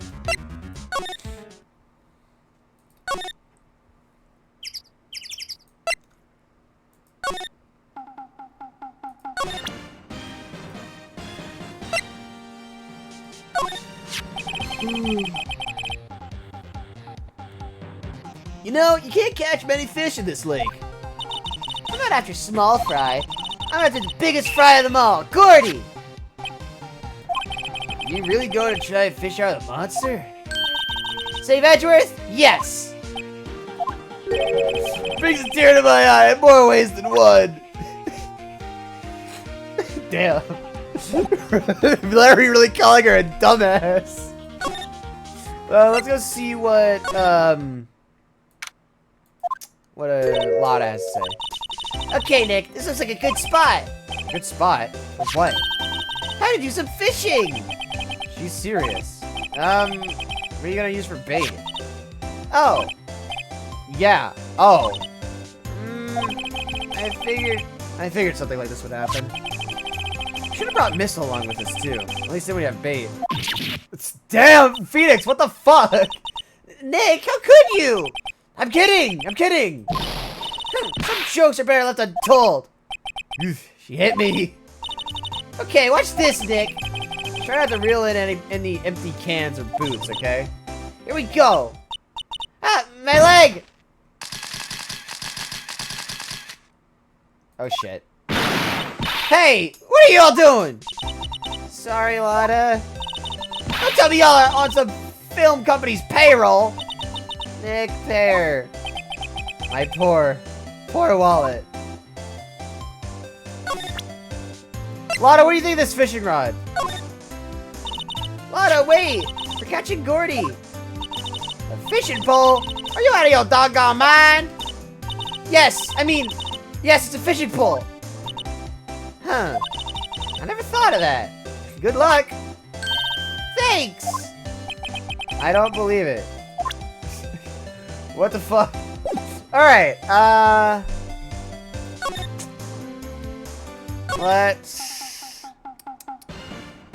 let's go back to the precinct, I suppose.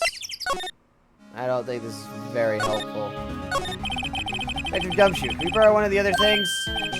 Yeah, sure, pal. But I have to take back the last one I let you. Department policy. Well, take your pick. Which will it be? Dog. Can we borrow a missile? Sure thing, pal. Be good to him.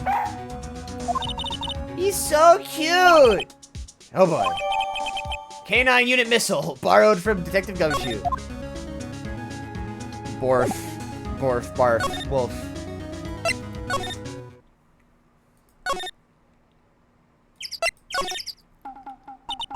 Hey, Nick! Missile's been acting strangely. Missile? Oh, right. That little creature of the detectives. Hey, I love little doggies! Good boy, good boy! Oh shit. What's wrong, Missile? Ah! Missile! Missile! Ah! Whoa, stop that thing! Cannibal, it's eating my samurai dogs! Bro, what the fuck? My samurai dogs! Wow, you hit every single one! I'm sorry, Larry. Sorry?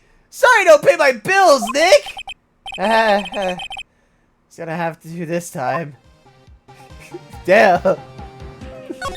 What if I present the dog? Hey, Larry! Look, it's Missile! Isn't he cute? Keep that mud away from me! What am I gonna tell the big boss? There's a big boss in charge of your hot dog stand? Nick, maybe the stand's in front for the mafia money laundering scheme! Maya, I think you should probably try to look a little sorry about what just happened. Oh, right.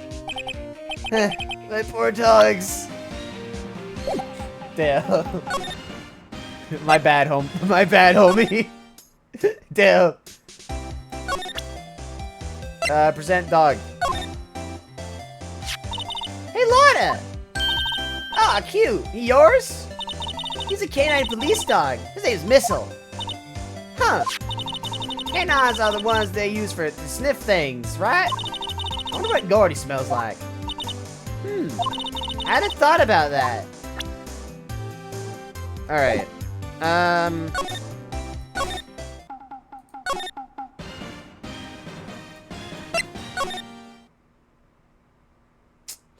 Well, I got a whole lot of nothing. Let's go back to the detective and take the metal detector.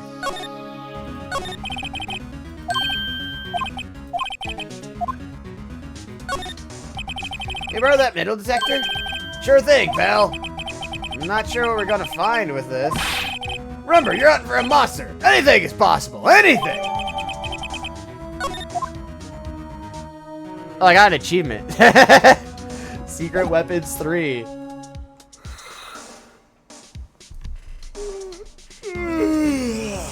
Fuck me, man. Why can't I just have sleep, like, you know, normally? I gotta fucking go to sleep at fucking 2 in the fucking morning. Ugh.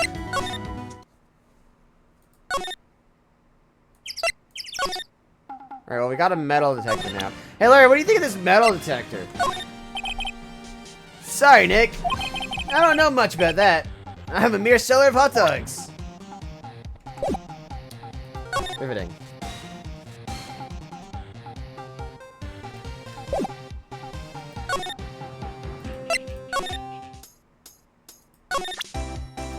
Lana, what do you think of this metal detector? Hey, Lana, look at this. It's a metal detector. I know what it is. I'm not sure that's gonna pick up Gordy, though. Unless he's been eating people's watches or spare change or something. Oh, I hadn't thought about that.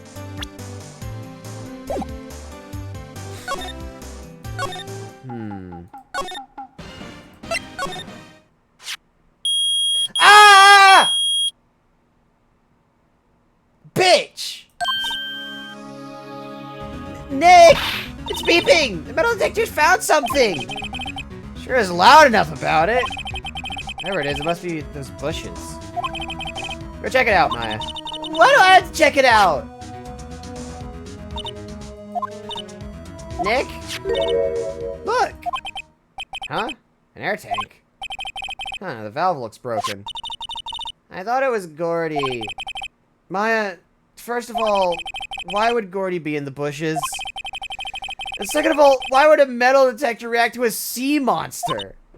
Oh. Huh? Something wrapped around this air tank. Looks like a string of flags. Well, we might as well take it with us now that we found it. It's heavy.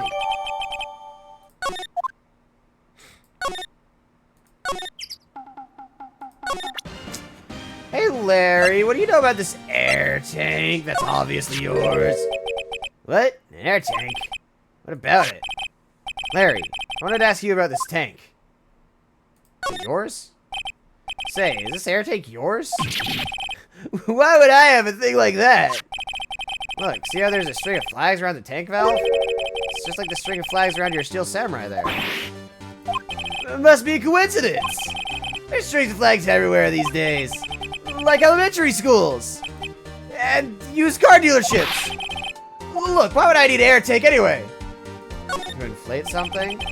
You used this to inflate that, didn't you? Inflate what? What else? Big puffy steel samurai. No, why'd you go asking me a question like that? Looks like I hit the nail on the head. Right. Actually, see, the compressor I always used was on the fritz. So I tried using the tank to inflate it. Just once. And, didn't go so well.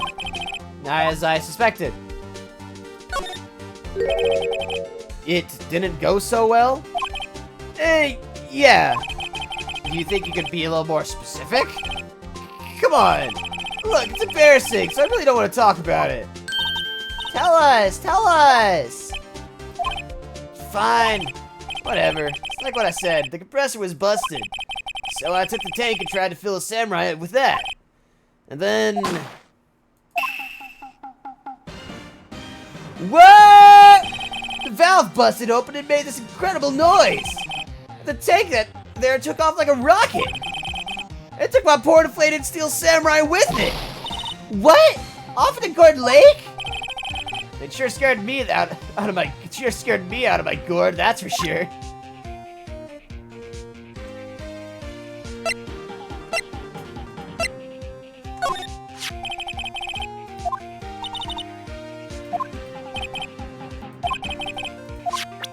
Okay.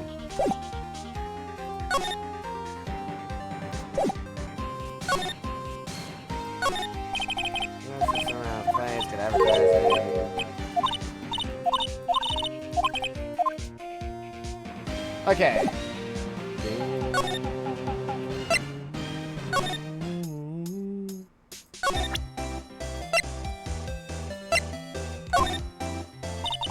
Yep, I'd have to say I know exactly squat about that. It's fairly easy to know when someone doesn't catch Lotta's interest.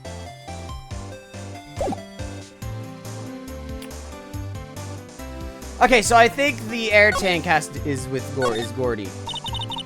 We could do if Gordy doesn't exist. Photographer. Name, so what's a good one? UFO.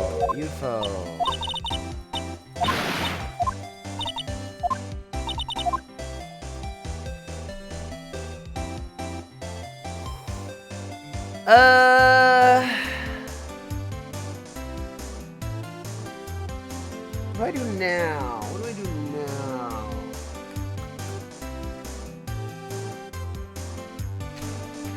What do I do now? I'm at a loss.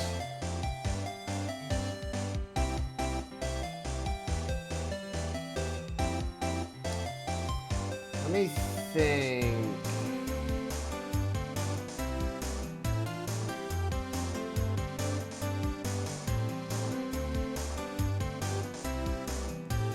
It has to be something to do.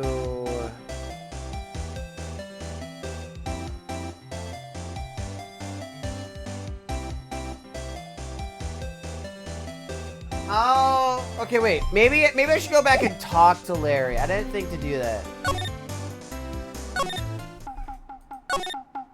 There, alright, my bad. So the air tank of the Steel Samurai you were trying to fill up flew away? What happened next? Well, all that happened on the 20th or so. 20th? A week ago. Now, as far as I could see, the tank went flying out into the lake. So I went out every night in the boat trying to look for it. I mean, Kiyate gave me that Steel Samurai after all. I just need to stand up for a second. Alright. And when you did find it? Just the night before last. It flew way out there. It took me 4 whole days to find it. The night before last. Was the night of the murder. Sorry for not telling you, Nick. Actually, I was here on the night of the murder.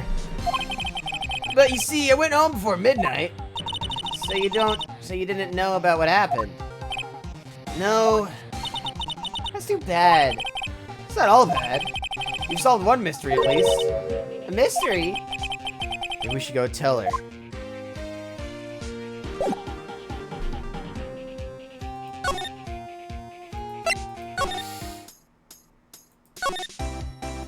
Take that! Well, Mr. Lawyer, I've got the info y'all need. Y'all got the scoop on Gordy for me yet?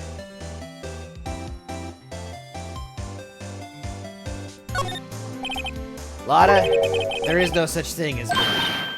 What? How can y'all be so sure? Really, Nick? Y'all got some proof Gordy don't exist? Proof that Gordy doesn't exist? Is here. Of course I have proof. No lawyer worth his badge would make a claim without the proof to back it up. Here's the proof that Gordy doesn't exist. Take that! The air tank. Larry's air tank? What y'all doing with an air tank? This is Gordy. Excuse me? What exactly are you saying, Nick? There's a stand near here. A hot dog stand. There's a giant inflatable samurai doll there. I About a week ago, an idiot, who happens to be a friend of mine, tried to fill it. He used this air tank, and when the valve blew, the tank flew into the lake. Apparently made a pretty loud bang when it flew. A bang? The tank, along with the still deflated samurai, fell into the lake. At that same time, a couple was taking a photograph of the lake. This photo. Wait, so you're saying that Gordy is really the Steel Samurai?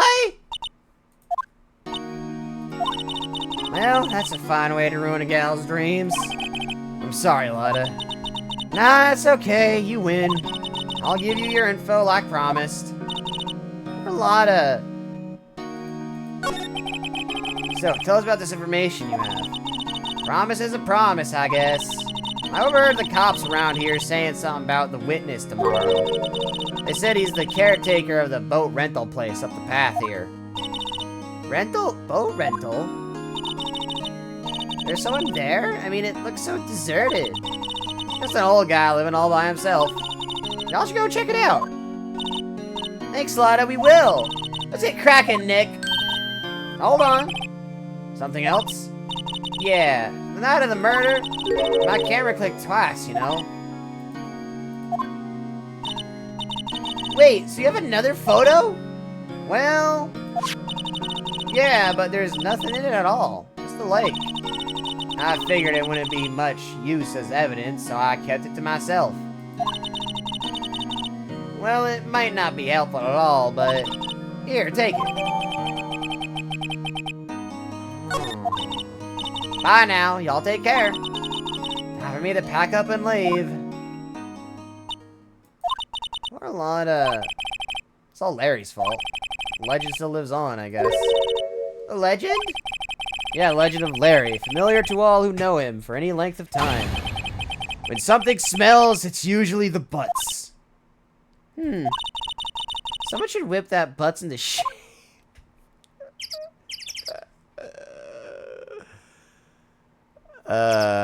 That's good. No, that's funny. See, that's funny is what that is.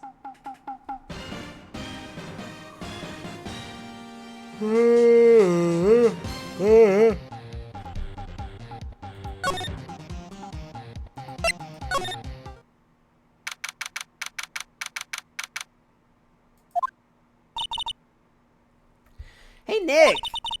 This is the boat shop that Lotta was talking about. And you're right. Doesn't seem to be anyone around at all. Well, let's go check it out anyway.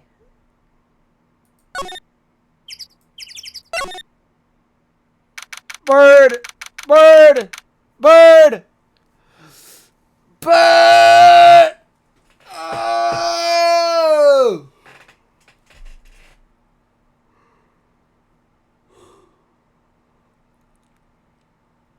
I'm losing my mind. Mostly to sleep. I need more. You know what I need? I need sugar. When I go to refill my water, I'll go get some, like, I don't know, like licorice or some fucking thing. I don't fucking know. Meg, that you? Meg, that you? Hey, is that Keith with you?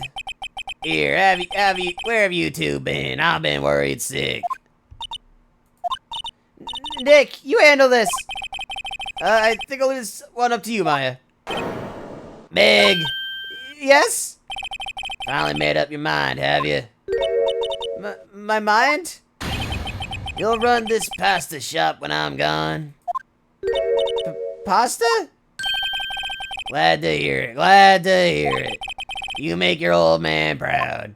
When you kids left the house, I didn't know what to think. How am I supposed to keep this place running, an old man like me?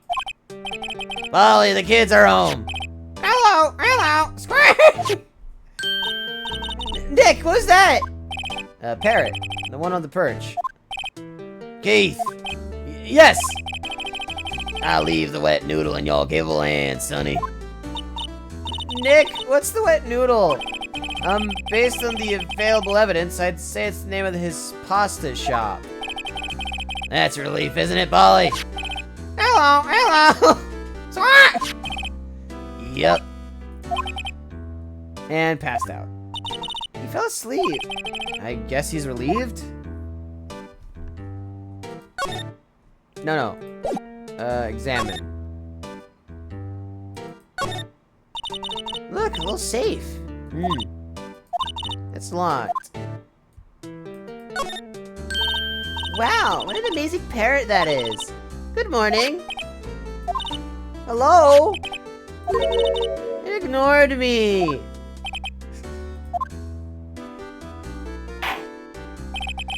What, you forgot Meg? You gotta call her name first. Her name? Polly, how you been? Hello. Squawk! See? Neat, so the parrot's name is Polly. Too bad all she can say is hello. Oh, Polly can say lots of things. You just need to know the secret words. The secret words? Polly, what's your name? Polly, squawk! Cute. Maya's found a new friend. Television. Wow, he has a television in here too. Fishing rod. This fishing pole looks expensive. Indeed. Looks like a kitchen unit. It's pretty clean. Funny, he doesn't look like the type to keep things tidy like that. You're forgetting, Nick. He's running a pasta shop here. That is true. That is my bad. I should not have forgotten that. Alright, let's talk to the old man.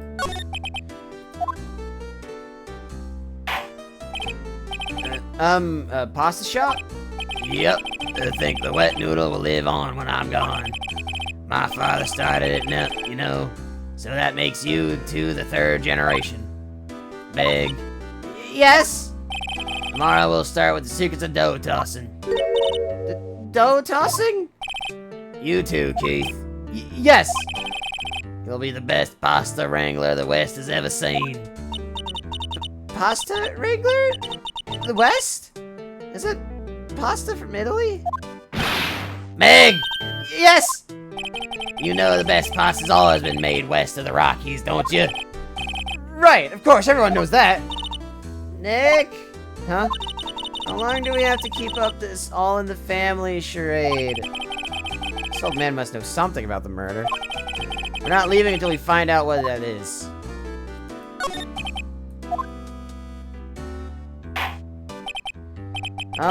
This is a boat rental shop, right? What are you talking about? This here's the place of pasta the wet noodle. Oh, now that you mention it, we haven't gotten many orders for spaghetti lately. All the kids come up and say, "Yo, dude, we want to ride in one of your boats." That's why I keep them boats out there. Youngsters these days, darned if I understand them. I'm pretty confused myself. Nick, this isn't going anywhere. This old man is the witness tomorrow, right? Gotta find some way of getting information out of him. Tell us about Polly. My memory's gotten worse of late. That's why I just tell everything important to old Polly here. Everything important? I wonder. Polly, what's the number to the safe? 1228 squawk! Alright! Hey, Polly, watch it, will ya? See, Nick? All it takes is a little clever thinking. And a criminal mind. Quick, Nick, write that number down! Hey, don't get me involved with your little heist schemes.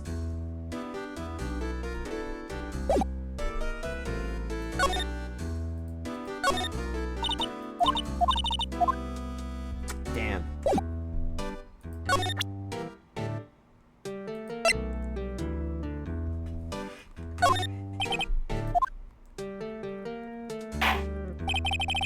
Now listen here, Keith. Remember that tricolored pasta we were talking about? Our rainbowini. I figured out the last color we should use. Indigo blue. Indigo blue? That didn't seem to work the way I thought it might.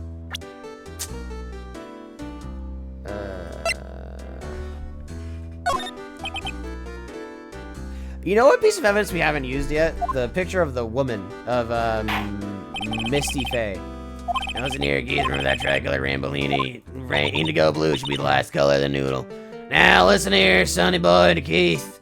I understand we're running a combination boat and pasta shop, but you gotta understand the pasta's gotta come first. Okay, but you know what piece of evidence we haven't used yet?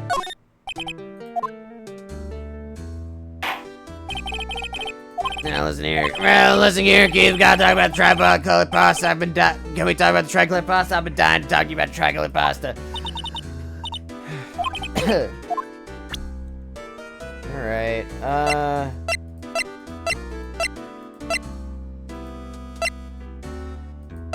don't know. The fucking bird.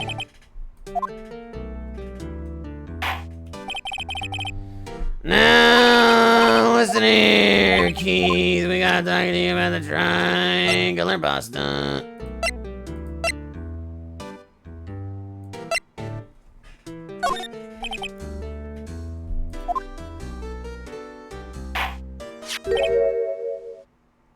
Oh? That's a lawyer's badge. Yes, it is. I don't believe it. This old guy is the first person to recognize my badge. Yeah, I get it. Huh? Yup, I got you figured out now. You're not Keith! Nick! Now's our chance to clear things up. Sir. No, I'm not Keith. And I'm not Meg either. We're here investigating a murder that took place on this lake the other night. Please help us. A lawyer, huh? Please, mister? Alright, I'll help. But on one condition. What's that? When this case is over and done, you'll run the wet noodle. You got it. Okay, we promise. Nick, are you sure about this? Hey, anything to get this case solved. Also, who wouldn't want to eat Phoenix noodles? I guess so. That's my boy. Good for you, Keith. Wait, did I just say... You too, Meg. Yes? You bring a tear to the old man's eye, you know. Now, what was that you wanted to know? Speak up, Polly. Hello, hello. Now he's talking to the bird again. How are we gonna talk to us?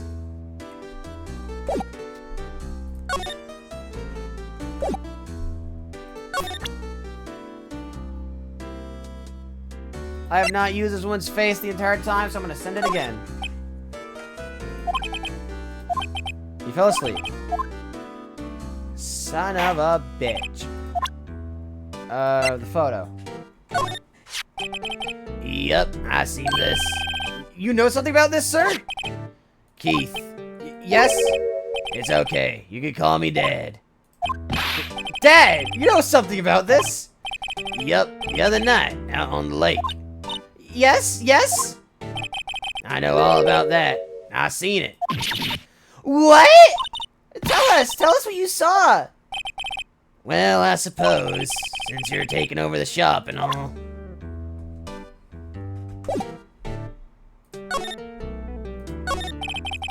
I forgot the time, but it was pretty dark outside. Probably night, yep. It was after midnight, but okay. Then I heard this bang, so I looked outside. Then I heard another one. Bang!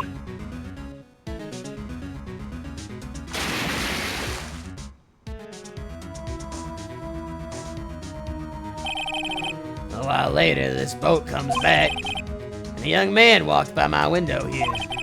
He was muttering something to himself, yup. What did he say? Yup. I forgot. I'll remember tomorrow by court time, promise. We need to know earlier than that. You know what? Little Terry was just here. Terry? Yup, that kid next door. You always used to make him cry, remember? He was wearing this tattered old coat. Got himself whiskers growing out of his face. You must be talking about Detective Gumshoe. He comes up and tells me to come down to court tomorrow. Really? Somehow I don't think we're going to get much useful information from this guy.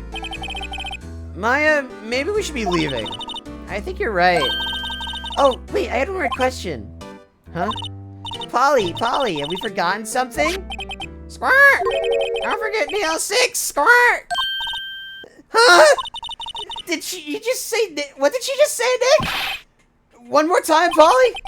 Don't forget DL6, Squirt! What? The DL6 incident? Hey, Dad! Fuck! This is getting weird. Who is this old guy? Why would that bird Polly know about DL6? We have to figure out who that old man is. Oh. What? He locked the door from the other side. Who could that old man be? I think I need to do a little more research on this DL6 incident. Maybe I should ask Detective Gumshoe. Bro. Hello, Smirk! Don't forget DL6, Smirk!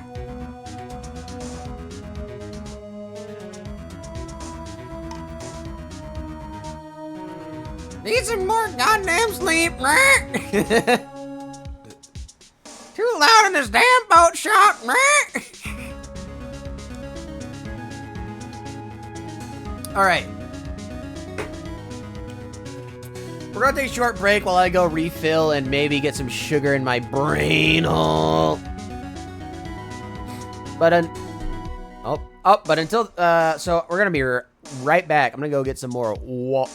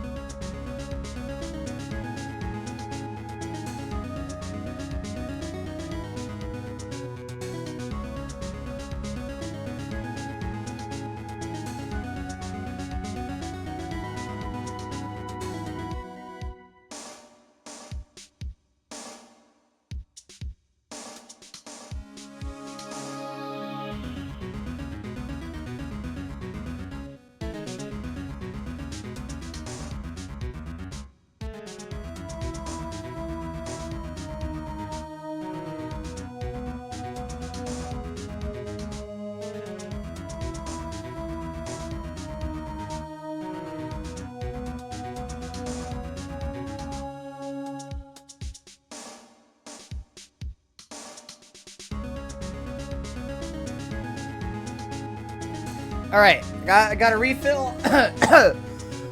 Fuck! I got a refill on my water, and I got some watermelon licorice. I don't know. That was just what we had. The sugar should help wake me the fuck up.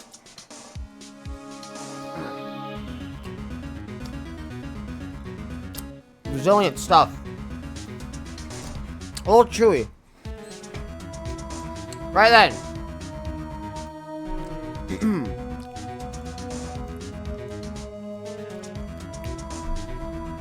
That's good. Let's head on to Gumshoe.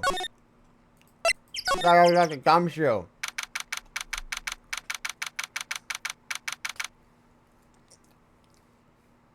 I love how the poster isn't even a poster, it's a babes in uniforms calendar. Like, that's just based as fuck. Hey, pal, long time no see. You don't look so happy. What's wrong this time? Actually, wanted to ask you something. Yeah?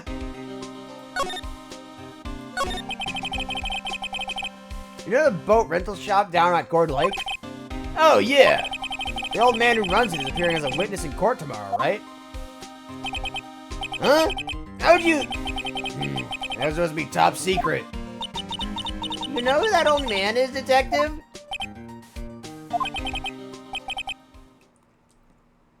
Actually, I don't. He's a bit of an odd bird. I haven't been able to get a straight answer out of him. I decided first that he wasn't persuasive enough to stand and testify as a witness. That's why we called in Lotta Hart yesterday. As for who he is, we have absolutely no idea. Huh, sounds suspicious.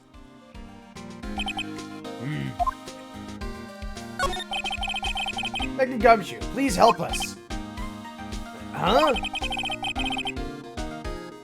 We need to know about the DL6 incident.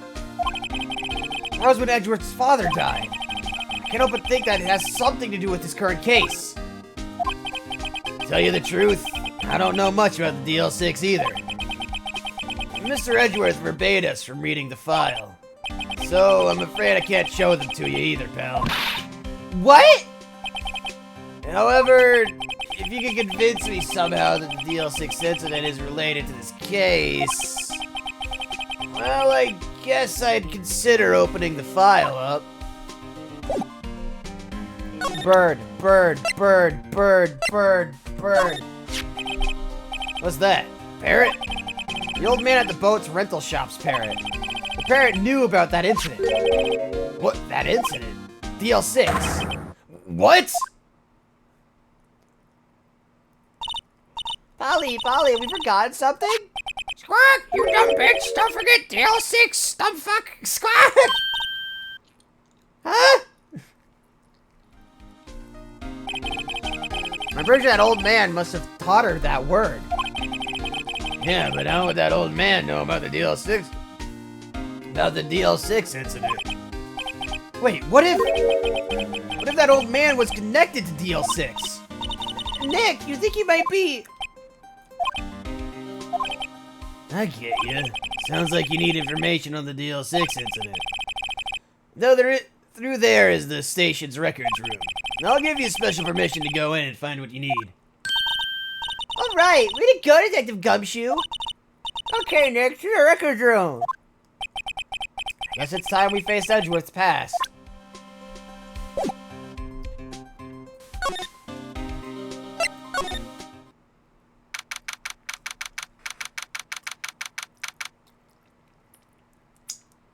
Okay.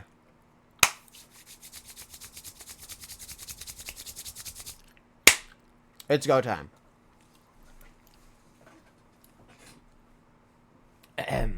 Here we are, in the police records room. Wow! It's amazingly dusty. 10 years of files and 10 years of dust, I guess. That's why that DL6 stuff quick. 15 years ago. Both me and Edgeworth were 9 years old.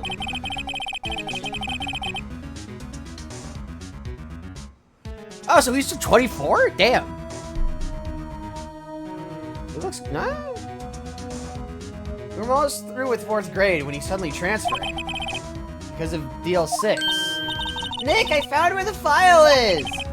Oh, thanks. Just let me know what you want to know about the DL6 incident. I'll go get the right file.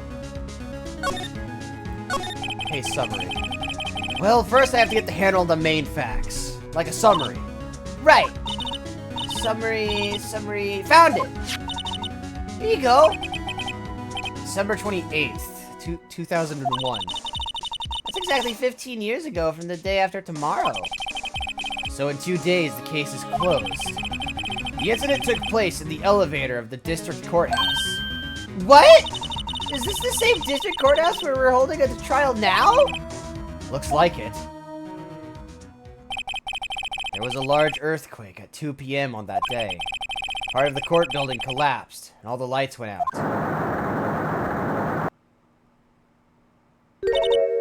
Wow, that was some earthquake! At the time, 3 people were trapped in the elevator. It took 5 hours for them to be rescued. 5 hours? That would be scary like that in the dark. There was a lack of oxygen in the elevator, and the survivors were unconscious. The survivors? One of the 3 in the elevator had been shot in the heart. That was Mr. Edgeworth's father, wasn't it? He said that his father was shot for his very eyes. So Miles Edgeworth was one of the other passengers in that elevator. Victim data. You have data on the victim? Edgeworth's father? Yeah, hold on. Victim, here, found it. Gregory Edgeworth, 35, defense attorney. If he were still alive, he'd be 50. He had lost that day's case in court and got in the elevator with his son, Miles. Miles? Miles Edgeworth, of course. So he was in the elevator with his father. From the angle of the bullet and the other evidence, it could not have been a suicide. The murder weapon, a pistol, was found in the elevator. The pistol had been fired 2 times. Where have I heard that before? Huh, sounds just like this current case. What's going on here? Got any data on the suspect in there? That would be the guy that my mom got arrested. Hold on. This is it. The man arrested and the suspect in DL6 was Yanni Yogi. He was a clerk at the court, apparently. So he must have been the 3rd person in the elevator. Well, then he had to have done it. But he was found innocent, thanks to his defense lawyer, Robert Hammond. Hammond? The victim in our case? That's right. The suspect, Mr. Yogi, was oxygen deprived. So much so he had brain damage. He lost all his memory of being in the elevator. After he was declared innocent, he disappeared. Where could Yogi have gone to, I wonder? He may be closer than we think. I guess I know generally what happened in DL6 now. I still don't know what sort of impact the whole thing had on Edgeworth. Nick? Are we gonna take the whole file? There's too much. We'll never get it out. You're right. How about we just take what we think we'll need? Excellent. Right. That's probably all we'll be able to find here. Now all that's left is the trial tomorrow. Wonder how Dad will do testifying in court.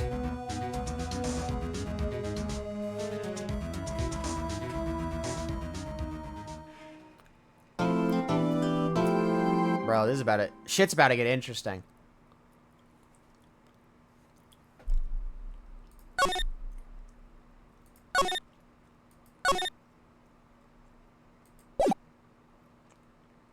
That's actually pretty good. Like, it's not great. I mean, it's not terrible. I guess I ate the licorice. But honestly, probably the worst watermelon flavored thing I've eaten. I'm not saying it tastes bad, but like I've had better. Oh, you know, this case is awesome. Hello.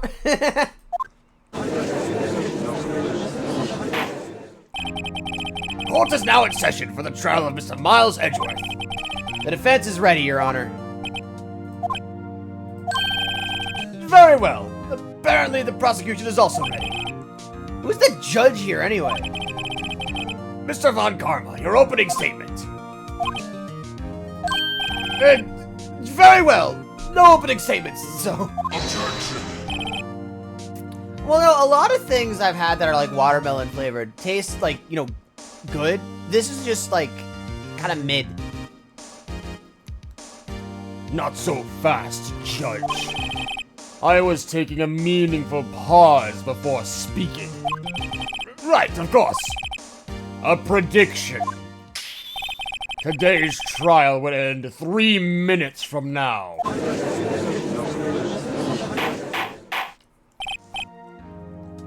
I mean, it's just like watermelon licorice.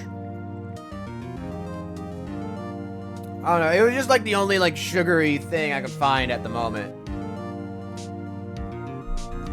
Order! Order! Mr. Von Garma, what is the meaning of your statement just now? Bah, must you question everything? It will be over in 3 minutes. We have no time to waste. I'll call my witness now. How do we combine the worst favorite thing ever with the worst thing ever? Bro. Fucking licorice isn't that bad. Fucking. Right. I call my witness, my decisive witness to the stand. It's that mysterious boat shop owner.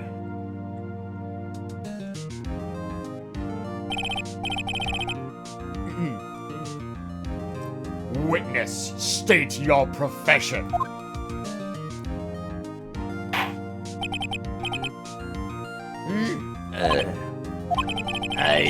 I am the proprietor of the restaurant Wet Noodle at Gourd Lake. I also rent boats.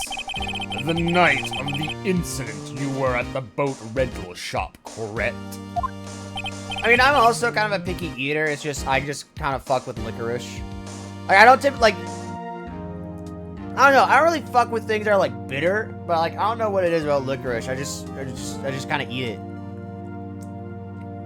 I got licorice flavored hard candies back there. Probably could have eaten one of those. Yep, I was. Please testify. Wait a second. I still haven't heard who this old guy is.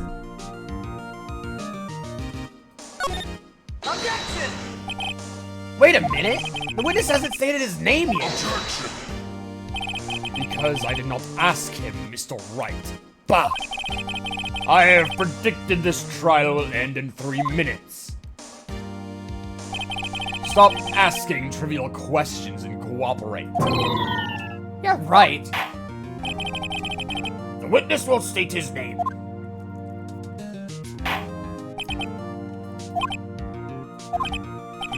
Well, I'm not really sure, yep. What do you mean? My, memory. Your Honor, the witness does not remember anything beyond the last several years. No, I don't know what you're talking about. It's only been like a few seconds since he said that it's gonna be 3 minutes. I don't know what you're talking about.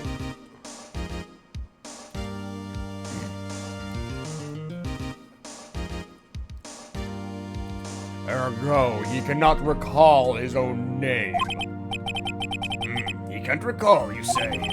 Yes, the incident in question took place 3 days ago. He can testify. Very well. Let's hear this testimony then, shall we, witness? Alright.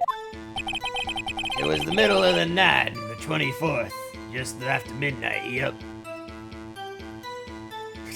Bro, I mean, he did teach Miles. It makes sense they'd talk similar. I was in the restaurant where I rent boats as usual. Then I heard a bang, yep. When I looked out the window, I saw a boat just floating on the lake. Then I heard another bang.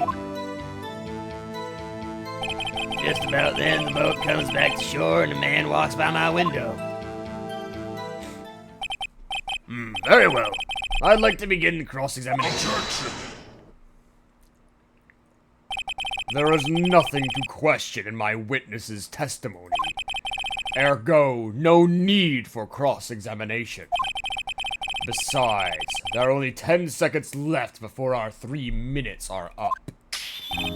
Judge, your verdict, now! Yes, Mr. Wright. Yeah? What are you saying? Of course I'll cross-examine the witness. Very well, you may begin. Excuse me, Mr. Von Karma. 3 minutes just passed. I see. Well then, let's take our time. You may cross-examine the witness. Just fucking starts going fucking super.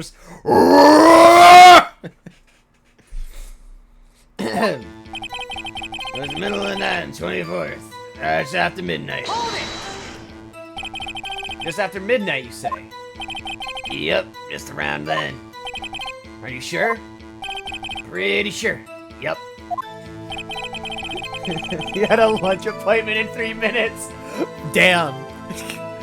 Damn. Not the lunch appointment. When I talked to you yesterday, you were rather vague about the time. I'm surprised you seem so sure about it today. Objection. I asked him and he remembered. Isn't that right?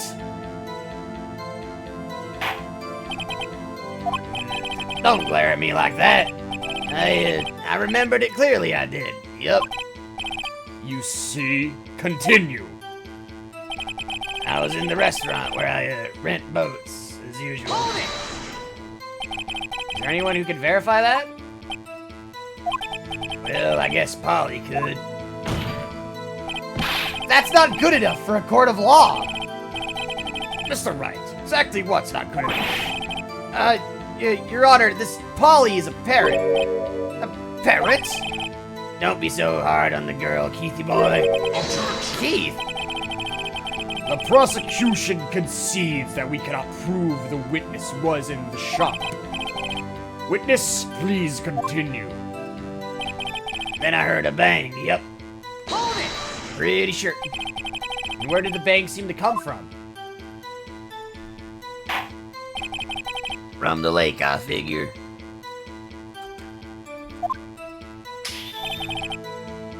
Are you certain? Yep. Good. Continue.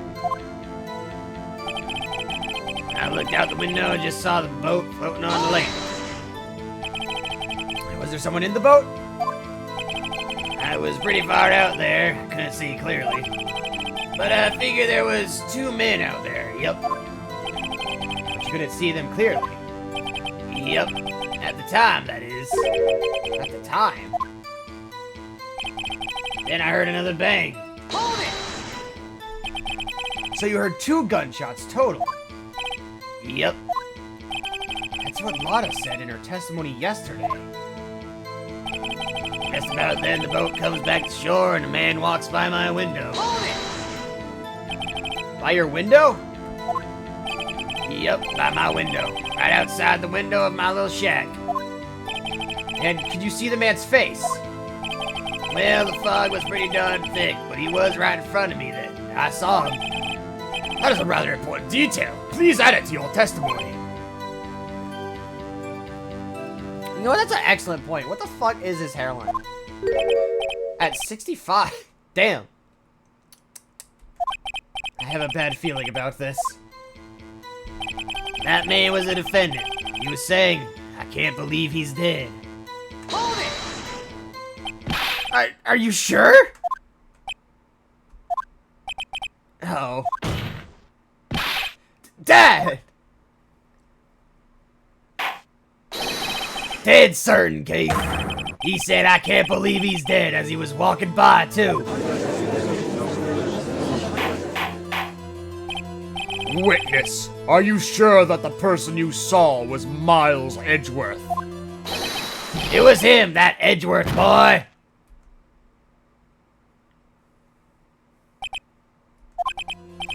This sounds like decisive evidence indeed. I see no room for doubt. On karma. He lured me into a cross-examination, so he could set me up for a fall. Nick! I don't like the way things are going here. Are strawberries and blueberries the most hit-or-miss fruit ever? Yeah! You know what? That is true. That is weird. Some fruits are just like that, I suppose. We're Everyone in the courtroom is glaring at us. Better act quick, or this trial is going to be over. I object because it is objectionable. Your Honor, we proved in yesterday's trial that it could not have been Edgeworth who fired that gun. Mr. Wright, are you referring to the fingerprints from Edgeworth's right hand found on the gun? And in the photograph showing a man firing with his left hand? Have no raspberries, having to resort to worse fruits? Damn! Exactly! That is easily explainable. He could have wiped his fingerprints after he fired. You are ignoring the truth of the matter here. Everything in this witness's testimony is true. The judge is lost in thought. What should I do? It's bullshit! I object! Objection! I still object! Your Honor, this witness claims that Edgeworth said, "I can't believe he's dead." But his word is all we have. If you were telling a lie... Mr. Wright, in a court of law, the evidence tells all. Apparently, you have yet to realize even this basic fact. If you say his testimony is a lie, show us proof. Nick, do we have evidence? It's no good. There's nothing I can do. Are you sure? To be honest, I don't know what to do anymore. Please. You hear me, sis? Please. We need your help. Nick needs you. The 3 minutes was perhaps too high an expectation. However, 15 minutes isn't bad. This must be a new record. Enough. The witness may leave the stand. Bailiff, drag him out of here. His ass is asleep. This court sees no reason to further prolong the trial, nor is there any need for more time to decide the case against the defendant. This case is extremely clear. I see no room for misinterpretation of the facts. What? No! This court finds the defendant, Mr. Miles Edgeworth. Fuck. The accused will surrender to the court immediately and be held pending trial at a higher court within a month from today's date. That is all. This court is adjourned. Wait, what the fuck? What the fuck? Huh? Who was that just now? Huh? What? Larry! What are you doing here? Listen, you gotta listen to me. I was there in the park the night of the murder. I wasn't sure about it until just yesterday, but I remembered it. Remembered what? The gunshot. I heard it too. Bro, you know shit's going upside down when the music starts to play. Order! What is the meaning of this? The verdict has been decided. I call for adjournment. 1 moment, Mr. Von Karma. So you say you heard a gunshot? Yeah, I did. A gunshot that night. I was sitting here in the audience listening to the testimony. Then I realized something he said was different from what I remember. Anyhow, I can't just sit here and let you call Edgy a murderer. It's just not right. I'll testify. Let me testify. Order! Order! Well, this is the first time something has happened like this in my court. I'm not quite sure how to proceed. Judge, you've already given your decision. The trial is over. Nick! This is it! Larry's giving us one final chance at this! She's right. If only it wasn't Larry. You could make things even worse. Mr. Edgeworth was just declared guilty, Nick. It doesn't get any worse. You're right. Okay. Your Honor, there's another witness. It is our duty to hear him speak. Right here! Right now! A waste of time. The verdict cannot be overturned. Yeah? Allow me to speak my opinion.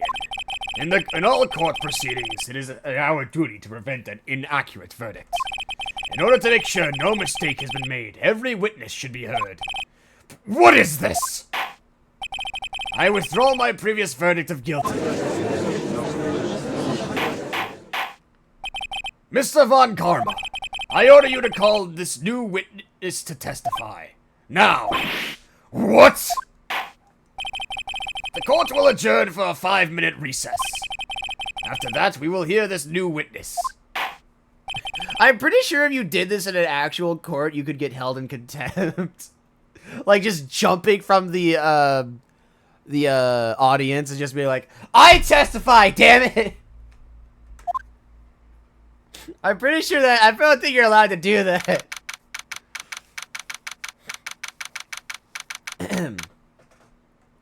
Alright. That was too close. Sorry to keep you on the edge of your seat like that, Edgeworth.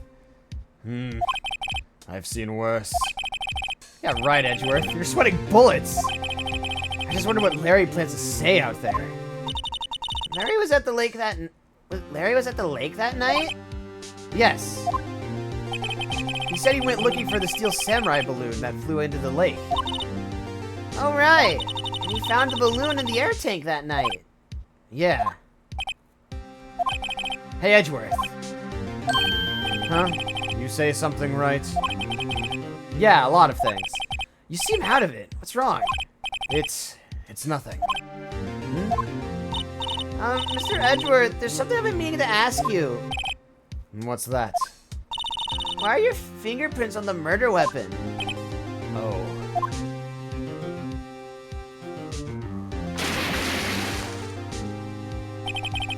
When he fell into the lake, I went into a daze. I couldn't understand what had happened. I couldn't think straight. Then I saw the pistol lying on the floor in the boat in front of me. I picked it up without thinking. I didn't have a reason, really. I see. Right. Yeah? This might be our chance. Our chance? Von Karma has only ever run perfect trials. Perfect trials? Perfectly prepared witnesses, perfectly complete evidence. That's the secret to his success. This is the first time he's ever had to deal with something unexpected. He has let someone he hasn't even talked to testify before the court. And that someone is Larry. What are you getting at? It's likely his testimony will be full of holes, right? That's right, Nick. No 10-minute trial this time. We'll milk this one for all it's worth. Hey, it was 15 minutes. 15! Everything's on Larry now. Okay, I need Larry to lock in, please. Larry, I need you to clutch this.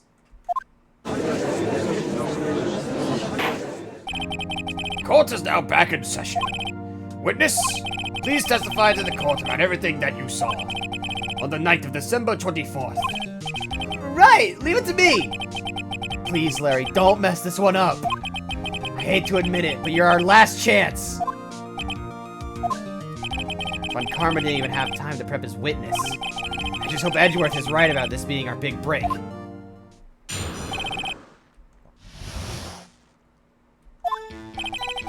That night, I was out in a boat on the lake.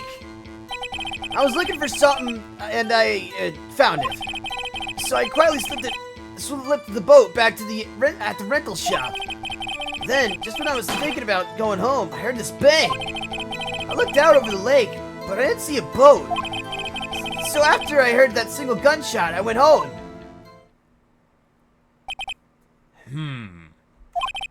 That was an unusually vague testimony, even for this court.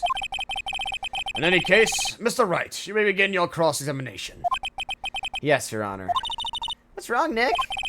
It's Larry. I have no idea what he's going to say if I press him. I'm a little scared. Well, we've come this far. There's no way to go back. There's no way to go but forward, Nick. Alright, Larry, I need you to help me out on this one, mate. And I was out on the boat on the lake. Something wrong, Mr. Wright? There were so many things wrong. I don't know where to begin. Ah, Well, okay. First of all, what time was it? Oh, it was after 11 when I went out on the boat. By that time, everyone had gone home for the night. So I waited until the coast was cleared, so to speak. Why were you out on the boat at such a late hour? I was looking for something, and I, found it. Looking for something? Yeah. Mr. Butts, what was it you were looking for? Objection. What the witness was searching for is irrelevant. Most likely he was hunting for this Gordy. That's surprisingly close to the truth, in a sense. This is all irrelevant. Let's get it over with. So I quietly slipped the boat back at the rental dock.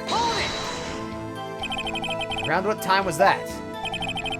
Well, let's see. I figure I was out searching for about an hour. I guess it was around midnight. I guess it was around 11, 12. I guess it was around 12, yeah. You're not sure? Hey, don't give me that face! I'm not some sort of human sundial, okay? People use watches these days, Larry. And then, just as I was thinking about going home, I heard this bang. Where did the sound come from? Yeah, well, I wasn't too sure about that. I looked around, you know? Did you look at the lake? Yeah, I looked. I looked out over the lake, but I don't see a boat. Wasn't there a boat on the lake? Order! Order! Well, Mr. Butts, Whoa, whoa. Everybody just calm down, okay? I mean, it was real foggy that night. I'm not sure whether there was or was a boat out there or not. Oh, okay, no problem. That's just the most important part of this case! So after I heard that single gunshot, I went home. So you only heard one bang, correct? Yeah. Huh. Well, Nick? It was a pretty wishy-washy testimony, wasn't it? Guess I should just start working on the contradictions. Sorry, I wish I could be more helpful. I wish I could call my sister. Alright. Let's see what evidence I have. Badge, camera, autopsy.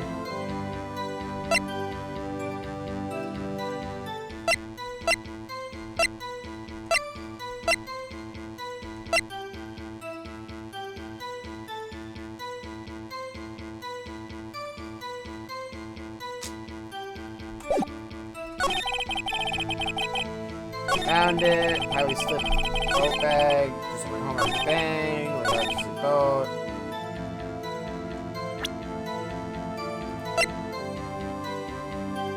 Objection! I got him! Wait a sec, Larry. What? You only heard one bang? You're sure? That's what I said. Miss Lotta Hart testified yesterday that she heard 2 bangs. And the old man just now said the same thing. They both heard 2 gunshots that night. Huh? Were you even listening?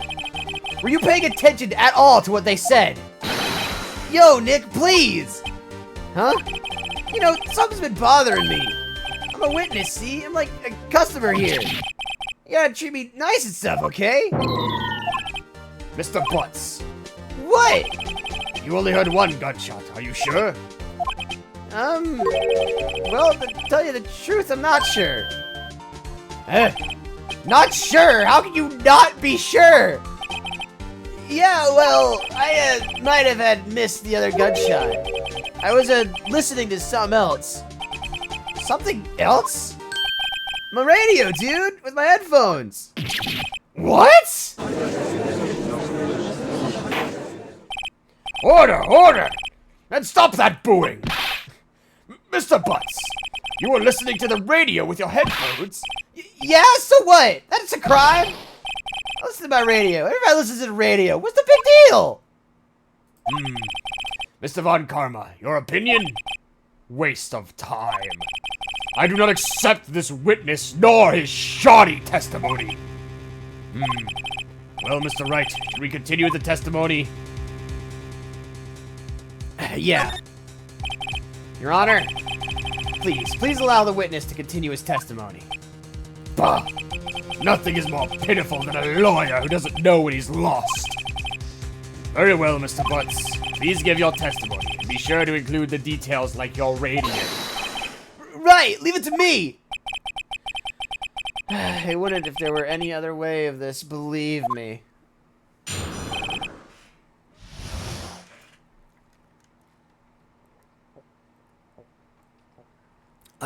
Son of a bitch. I'm gonna tear my throat apart. Fuck. It's lonely being alone on Christmas Eve. That's why I was listening to the All Request show on the radio, see? I was listening to it real booming loud like. But I'm sure I heard that gunshot. I remember exactly what the DJ was saying when I heard it, too.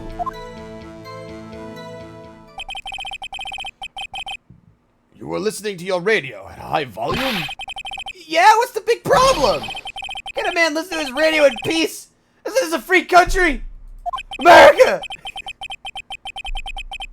I truly believe Larry has no idea what the problem here is. Judge, can you believe a word this witness says? What he heard was probably nothing more than a drumbeat from the radio. Sure enough, it is difficult to believe this testimony. Wait, Your Honor. The witness said he remembers exactly what the DJ said when he heard the gunshot. Excuse me? DJ? An announcer, the guy who says things on the radio. Anyway, what this means is when he heard the sound, no music was playing. The DJ only talks between songs, so he could have heard the gunshot from the lake. I'd like to cross-examine the witness, Your Honor. Very well, Mr. Wright. I can't believe I'm continuing this charade. We have to try the best we can, damn it! It's lonely being alone on Christmas Eve. That's why I was listening to an All Requests show on the radio, see? I was listening to it real booming loud, like, gunshot. Okay, I just wanted to see if I could, like, already, like, object to anything. So, you turned on the radio. Right! I just wanted to hear someone's voice, you know? I don't know what it's like out there. Alone on Christmas Eve. Alone! I shouldn't have said anything. That's why I was listening to the All Request show on the radio, see? Do you by any chance remember the name of the program you were listening to? Objection. This has nothing to do with the case, Your Honor. Objection sustained. The witness was listening up to the radio. That is all we need to know. Tell us, Mr. Butts, how loud was your radio set to that night? I was listening to it real booming loud like. Real booming loud? Yeah, you know. And you had headphones on. Yep. I wouldn't think you could hear anything going on outside at all. But I'm sure I heard that gunshot. Can you prove that? No. No, of course you can't. Nah, I can't prove it, but I remember that moment real clear. I mean, while I was talking about it, it came back real clear to me, you know? I remember exactly what the DJ was saying when I heard it, too. What did she say? Mr. Wright, please cease these pointless questions.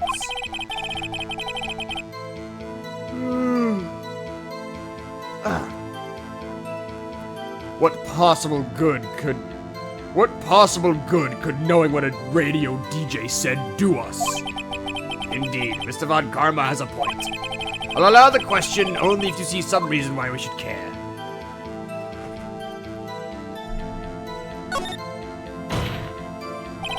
We should care, Your Honor. Of course we should.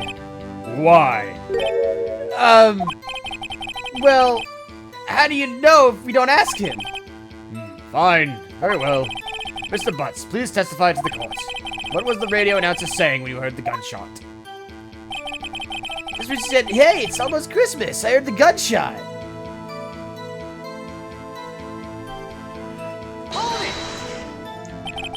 Are you sure?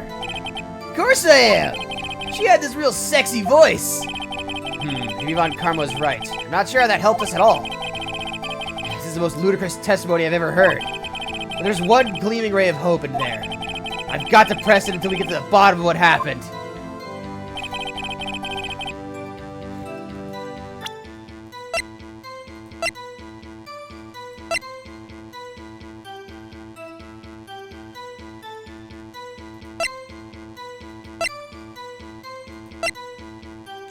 Almost Christmas.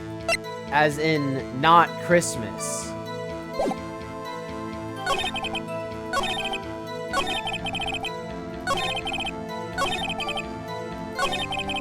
Shit.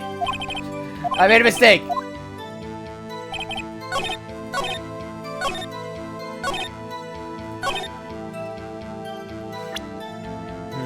Question is it the moment of the murder? Or is it a few minutes before? Oh, let's go with the moment of. Objection! Let's go! Larry, are you absolutely sure what you're saying is correct? Huh? What's that face? You look scary, dude.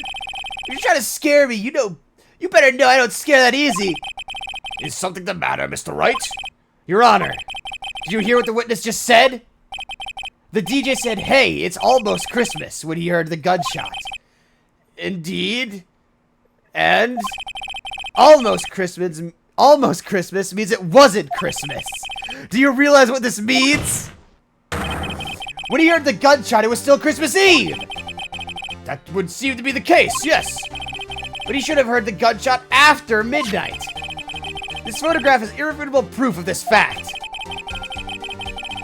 Let's see. Let's see what time was on this photo.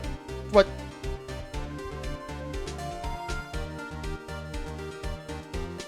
Let's see what time was on the photo. Was on the photo taken when the gunshot triggered Miss Hart's camera. That was a really weird sentence. 12:25, 15. 15 minutes after midnight on Christmas Day. This is a clear contradiction, Your Honor. Order! Order! What does this mean? The two prior witnesses heard gunshots after midnight. However, this witness says he heard a gunshot before midnight. Judge, the answer is simple. The current witness is plainly mistaken. Just look at him. Suspicious! What? Well, Mr. Wright, what do you think about Mr. Butt's claim he heard the gunshot before midnight? Larry's right. Larry's not mistaken, Your Honor. He heard that gunshot before midnight. Intriguing. I'm assuming you have evidence for this wild claim. Show me evidence there was a gunshot before midnight. Take that! Look at this photograph. This was taken by our witness yesterday, Miss Lotta Hart, with her automatic camera. The timestamp on the photo reads December 24th, 11:50 p.m. Oh? But there's nothing on the lake in this picture. Your Honor, the real issue here is not why nothing is shown in this photograph. It is why this photograph exists at all. What do you mean? Your Honor, this photograph was taken by an automatic camera. That camera was set to go off in response to loud noises. Huh? Correct. There was a loud noise on the lake at 11:50 p.m. That is why this photograph was taken. In other words, when Larry heard that gunshot, it was most definitely still Christmas Eve. Indeed, it would seem that is the case.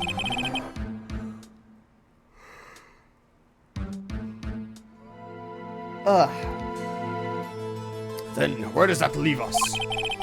Miss Hart testified that she heard the gunshots after midnight. Are you claiming she was mistaken? Not at all, Your Honor. It is a fact that the camera also triggered at 15 minutes after midnight. Your Honor, that night there were 2 sets of gunshots with a 25-minute pause between them.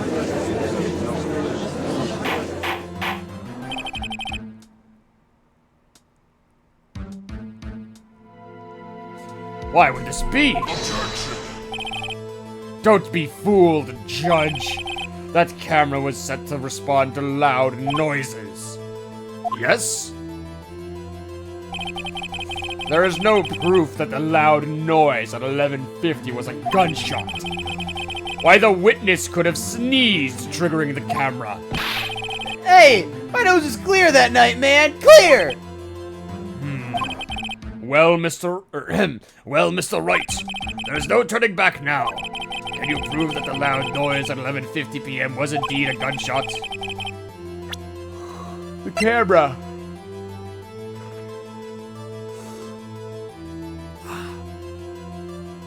Because Lotta tuned it down earlier. Mr. Wright. Is that a smirk I see? Your Honor, sorry, I wasn't really sure about the evidence. Don't show us evidence you aren't confident in, Mr. Wright. Okay, so it was not that.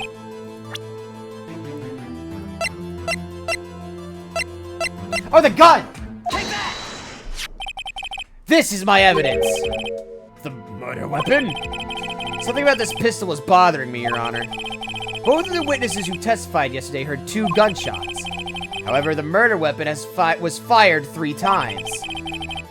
When, then, was the last shot fired? Only now have I realized the truth. That 3rd shot was the shot Larry heard just before midnight.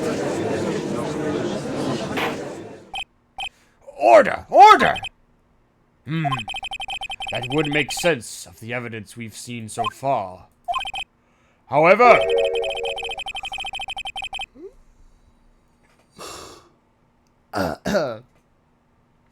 This leaves me wondering exactly what did happen on that night on the lake. Exactly.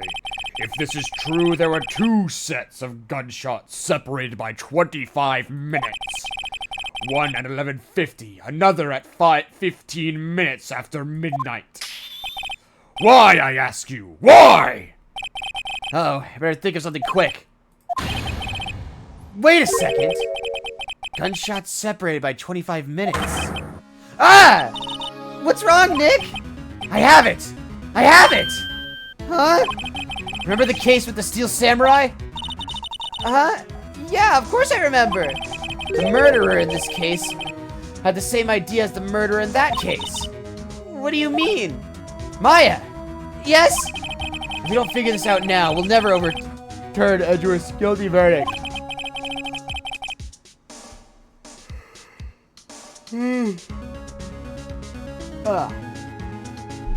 I've got a hunch. I'm gonna run with it. Right. I mean, is this safe? Safe? We've already gotten a guilty verdict. We have nothing else to lose. You just watch and let me know if I say anything that sounds fishy, okay? Right, Nick? Your Honor. Yes, Mr. Wright. The testimony just now has cleared up this entire case.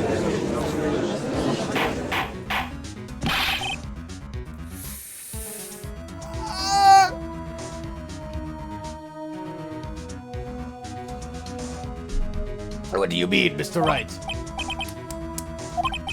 So, you finally realized the truth. There can be no other murderer here than Miles Edgeworth himself. Wrong, Von Karma. A man was shot that night, but it wasn't Edgeworth who did the shooting. Listen, rookie. Take a deep breath and consider the facts. At the time of the murder, 1 boat was on that lake. That was shown by the witness's photograph. The defendant, Edgeworth, and the victim, Robert Hammond, were on that boat.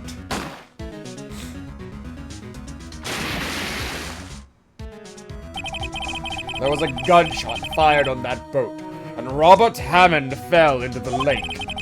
The distance of the shooting was 1 meter. It could not have been a suicide. Well, The guilty party has to be the other man on that boat. I admit it is hard to imagine any other possibility. Yes. But that assumes that the victim was shot at 15 minutes after midnight. What do you mean by that, Mr. Wright? We have photographic evidence of the time of the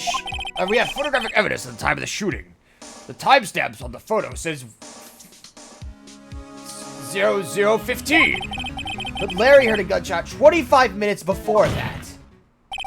Robert Hammond was killed then, 25 minutes before the shot on the lake. That's the only way Edgeworth could be innocent.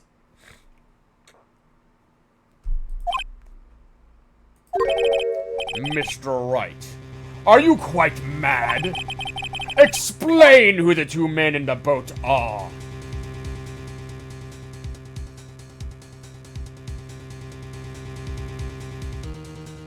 Edgeworth and the murderer.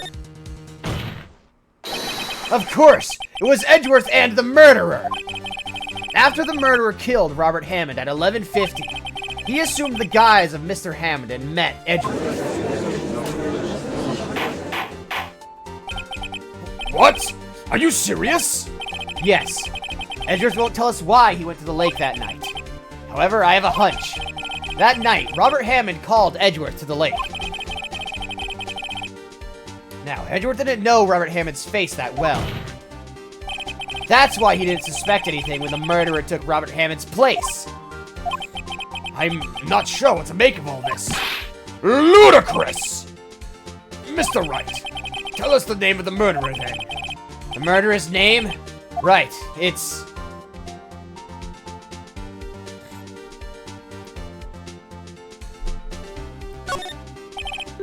Actually, I don't know the murderer's name. You don't know? Bah! Again, you waste my time! I don't know because he never told us. The murderer is the caretaker of the boat shop, that old man! At 11:50, he was the one who killed Robert Hammond. The caretaker of the boat shop? Where did he do this? There weren't any boats on the lake then. Why would he have to go all the way out there just to shoot someone? May I suggest that the real scene of the crime was not on the boat? What? Well then, where did the murder take place?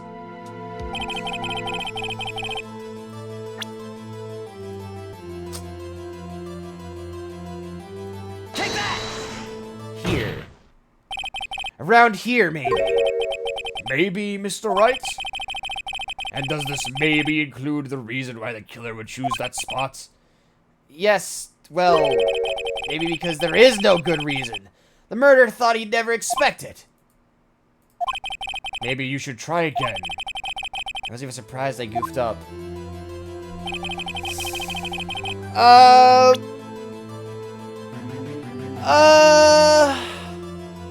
Okay, no, it couldn't have been the boat. It couldn't have been the boat shop, because Larry was around that area. When at the time of the gunshot.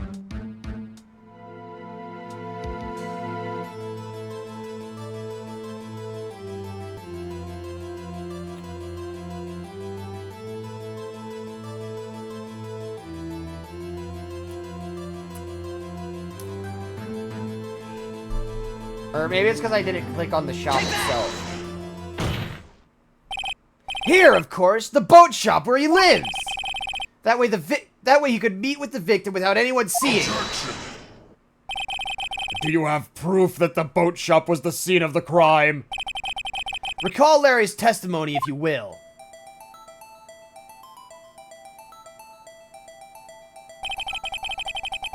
That night, he was out on the lake in a boat, searching for something. He finds it and returns the boat. Then, just as he's starting to head for home, he hears a gunshot. He heard a gunshot, Your Honor, even though he was wearing headphones at the time. In other words, the gunshot was very, very close by. And where would that be if he had just returned a boat? The boat shop! Mr. Wright, what happened that night at Gourd Lake? Please tell the court from the beginning. Yes, Your Honor. Nick, are you sure about this? Not really. But I think if I start at the very beginning, and I take it slow, I might just be able to figure this one out. That night, the caretaker of the boat shop called Robert Hammond to his shop.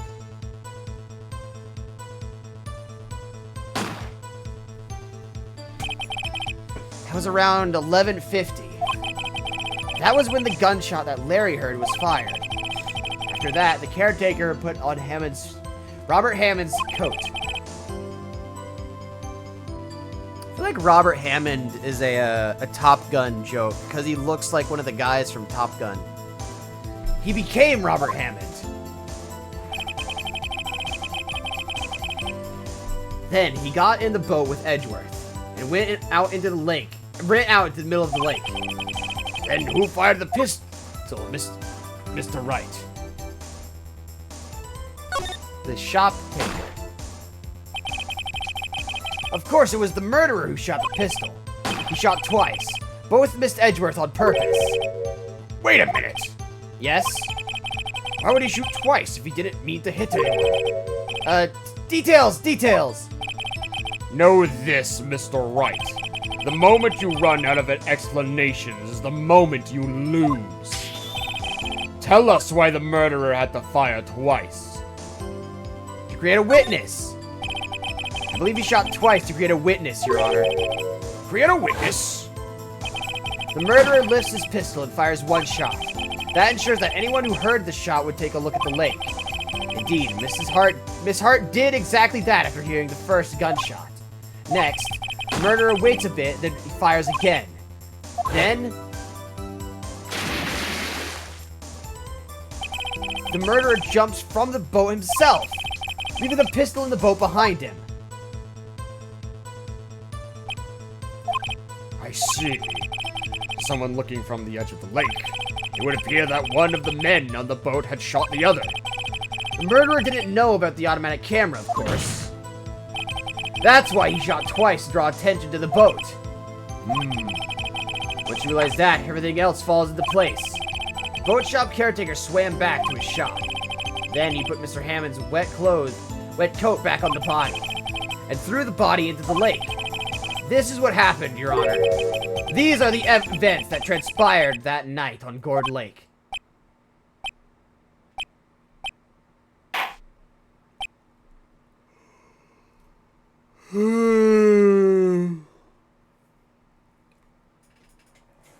Bloody hell. Blimey. Man, that's so much reading.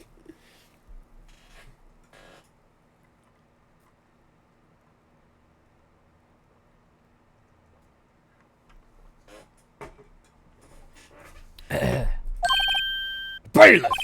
Bring out the witness from before. The boat shop caretaker, quickly!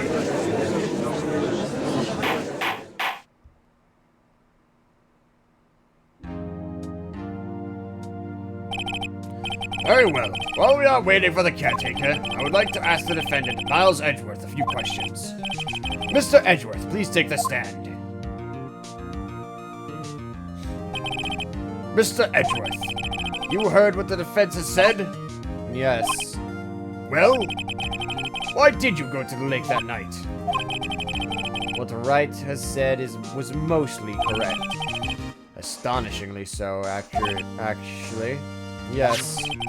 Several days ago, I received a letter. The letter was signed Robert Hammond.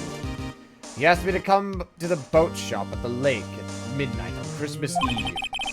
He said he had something very important to discuss with me. Very important? I'm sorry, I can't say what it was. Your Honor, sir! Bailiff, we are conducting a trial here. I asked you to remain quiet. The witness has disappeared! He isn't at the boat shop either! What? What should we do? Find him, quickly! We cannot allow him to get away! Bailiff, whack his PP!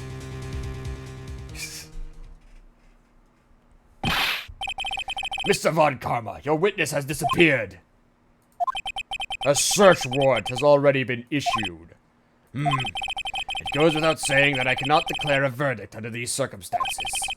I will extend the trial until tomorrow, the final day allowed. I request that the police department utilize all its forces to find that witness. Am I understood? One more thing. Just who is that boat shop caretaker? I think his identity has become very important to this trial. I want him, and I want to know who he is. Very well. This court is adjourned.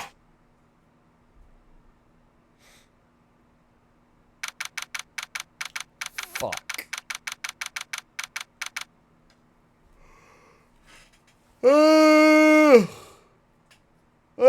Alright. Yeah. Alright.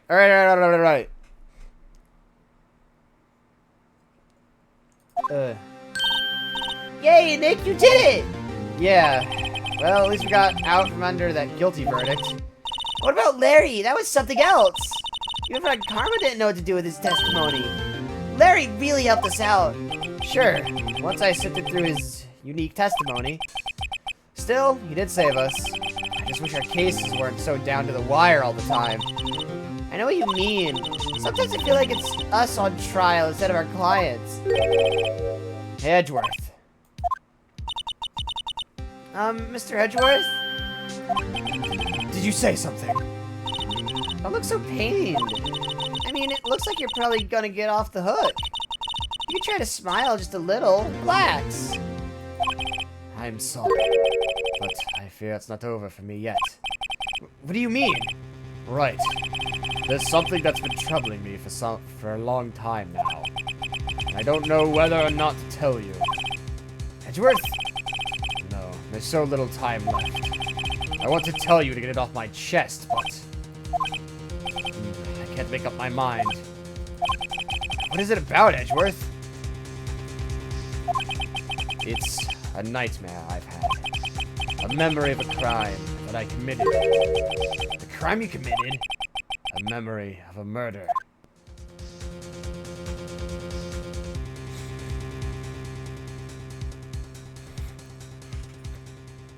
Fucking huh?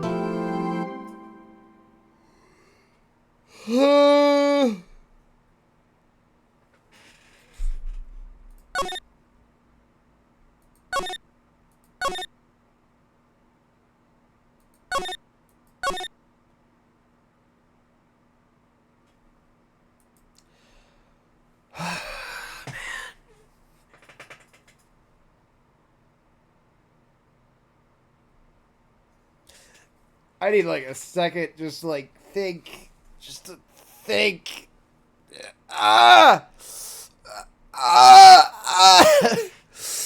Brett! Alright, no. Okay.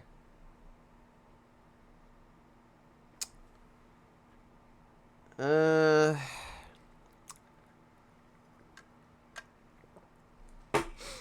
gonna take another break. I need to like rest my voice for a moment. So we're gonna take another break right quick. Right quick, like I forgot it's tied to my desktop and not the game itself. Give me like one sec while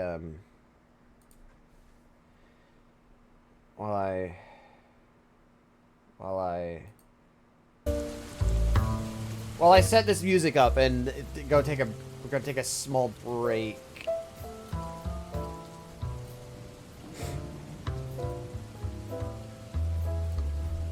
All right. Okay. Okay, we're gonna take a break, another break, just because I need to rest my voice for a moment, maybe get some more sugar, because I'm running on low energy again.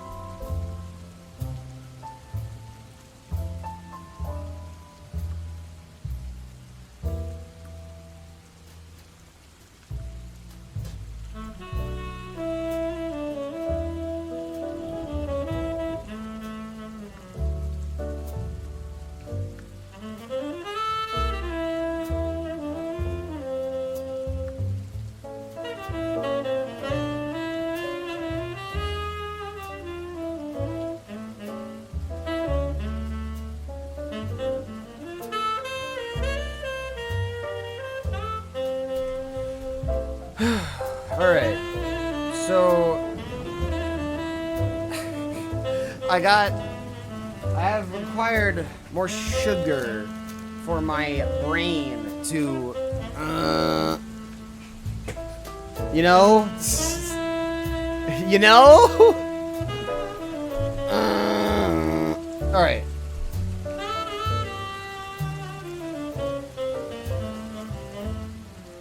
Alright.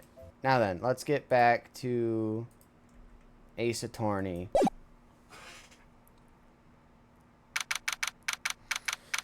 December 27th, 2:11 p.m. Wright & Co. Law Office. That's not what I meant to do. What was Mr. Edgeworth talking about? A memory of a crime that I committed. A memory of a murder. You really think Edgeworth killed? I don't believe it. Not Edgeworth. Some painful memory has been troubling him recently.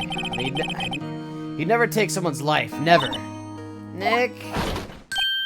Yo, how's everybody doing? What do you think of my performance today? I had him swooning in the aisles, huh, Maya? Swooning? Me? Oh, yes, I do remember feeling faint. Right on. Tell me the truth. It was like love at first sight, right? How old is Maya again? Hey Larry, maybe shut the fuck up. Right, Nick? Huh? Me? Well, maybe my heart skipped a beat or two. I think you can do better than that. Come on, I saved Edgeworth in there, dude. Edgy! You guys should be bowing before me! Yeah, bow before your hero! Bruh, this fucking guy. Bro, I love Larry! Hey, Larry! Larry, you really helped out in today's trial. You did! If you weren't there, Larry, I'm sure Mr. Edgeworth would have been found guilty. But seriously, Nick. That boat shop caretaker guy is pretty suspicious. But Edgy ain't off the hook yet. I can spoil the mood, Larry. Hey, I'm just a guy sitting in the audience, you know? But from where I was sitting, Edgy seemed pretty... edgy. I mean, you can really know he's telling the... I mean, can you really know he's telling the truth about that night? Nick? I don't know. But what I do know is... I'm gonna believe in you two until the end. Us two. Edgeworth and... who else? You mean me, right? Nah, he means me, right, Nick? Yeah, you, Larry. Not me? But why you, Larry? Huh? Actually, yeah, why me, Nick? Enough of this silent treatment! Nah. You don't get the answer. You don't get to know. How would they know? They could never know. How would they know? They'll never know.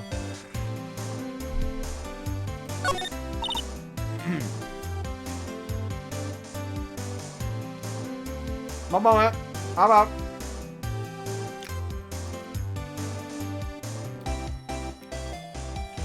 Nick! Why do you trust Mr. Edgeworth so much?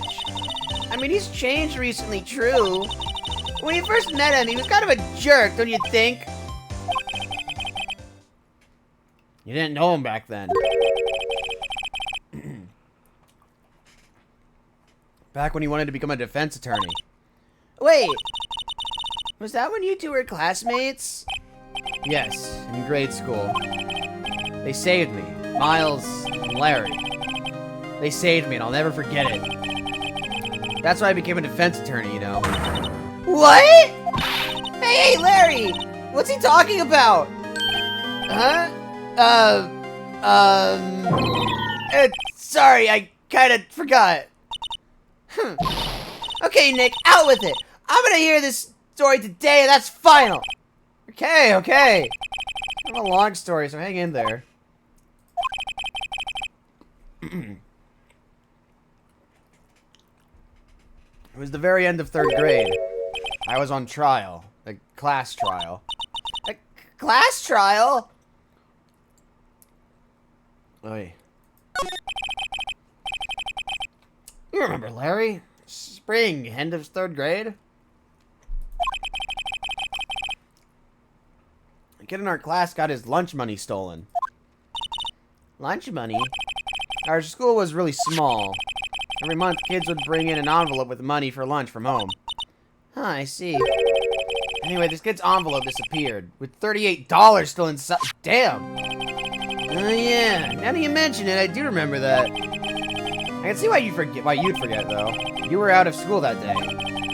Anyway, the envelope had been stolen during PE class. I was coming down with a cold, so I had skipped PE that day. I was the only one not in class. So they thought you did it. Yeah, kids in class said I should be put on trial. Trial? So the next day, we held a classroom trial with me as the defendant. I didn't do it. Guilty, he did it. I hate children! I hate children!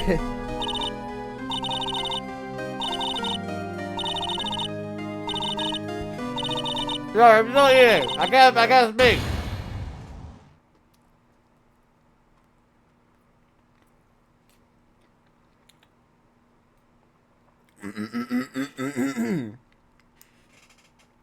Now, Phoenix, you know you shouldn't steal people's money. It's not right. In the end, even the teacher thought I'd done it.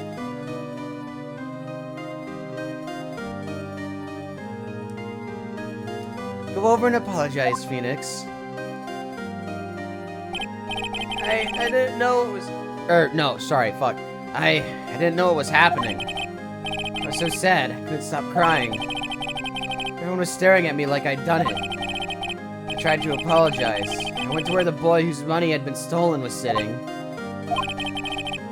That's when it happened. He shouldn't have to apologize. The only thing that belongs in a trial is evidence. Anything else has no place. You should all be ashamed. Amateurs! Miles?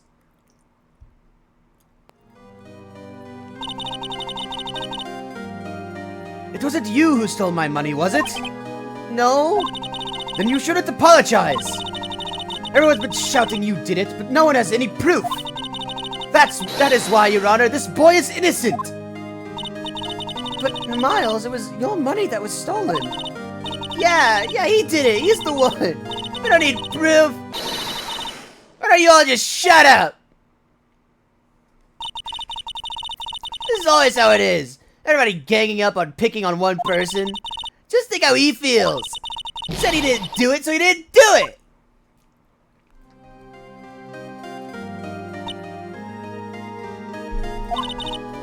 Very well.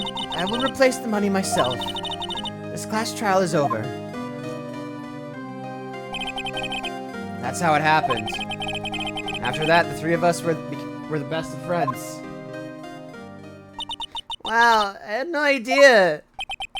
Yeah, I had no idea either. I mean, I forgot. That's when I learned what it meant to be alone. Totally alone without a friend in the world. You did a good thing, Larry. Yeah, well, I was just lucky that I took the day off from school. If I had been there, they would have thought I'd done it. So I took it kind of personally, see? If something smells, it's usually the butts. Anyway, Edgeworth and I talked after the class trial. That's when I heard his father was a defense attorney. Remember his eyes would shine when he talked about his father. I'm going to become a defense attorney, just like my father. A famous defense attorney. Then, a few months later, he suddenly transferred to another school. The DL6 incident. Right. I'm not sure, but the transfer probably had to do with his father's death. That's so sad. It was several years later when I heard Edgeworth's name again. There was an article about him in the newspaper. The headline was something like, "Dark Suspicions of a Demon Attorney." A fabricating evidence, manipulating testimonies, covering up facts. The article said he'd do anything to get a guilty verdict. Anything. But why? What happened? I mean, that's not the Edgy I used to know at all. That's what I thought, too. I tried to get in touch with him. I don't know how many times. He never replied. I guess he didn't want to see his old friends. I couldn't just drop it, though. I wanted to meet him, to learn why he had become who he became. That's when I decided. Wait, you don't mean... That's why? That's why you became a defense attorney? To meet Edgeworth? If I was a defense attorney, I knew he'd have to meet me, whether he wanted to or not. In court. Edgeworth believed in me, and I believed in him. He's in pain, and no one's on his side. I'm the only one who knows the real Edgeworth, so I'm the only one who can help him. Whoa, Nick! So, is that why you helped me out for free? Yes. I helped you because I believed in you. Except I don't remember saying I'd do it for free. Aw, Nick! Nick! Nick! We have to save Mr. Edgeworth if it's the last thing we do, okay? Right. Very well, maybe. First is that rental boat shop caretaker. We need to find out who or what he is. I'd settle for who. I guess I can clear out some of this evidence I no longer need. Okay, let's go.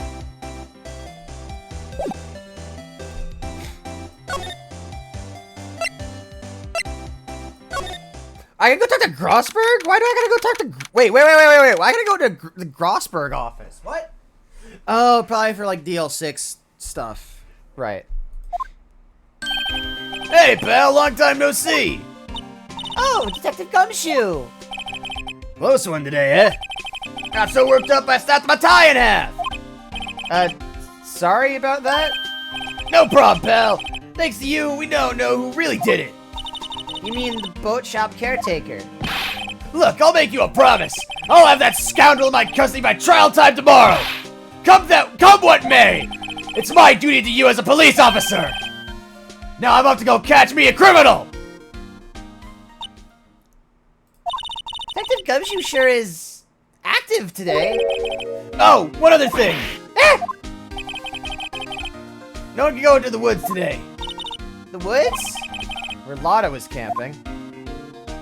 The woods are off limits to camping, and apparently the park ranger found out.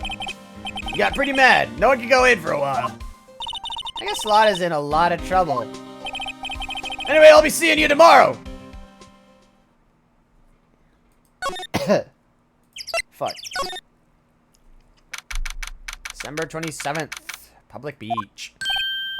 Huh? The steel eyesore is missing. Eyesore? Looks like the hot dog stand is closed too. I guess Larry's too busy worrying about Mr. Edgeworth to show up to work.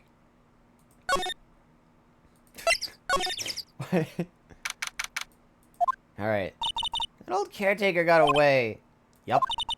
I never imagined he might be the real murderer. Ahem. I know that clearing of the throat anywhere. Hello. What might you be doing here? Out for a walk, hmm?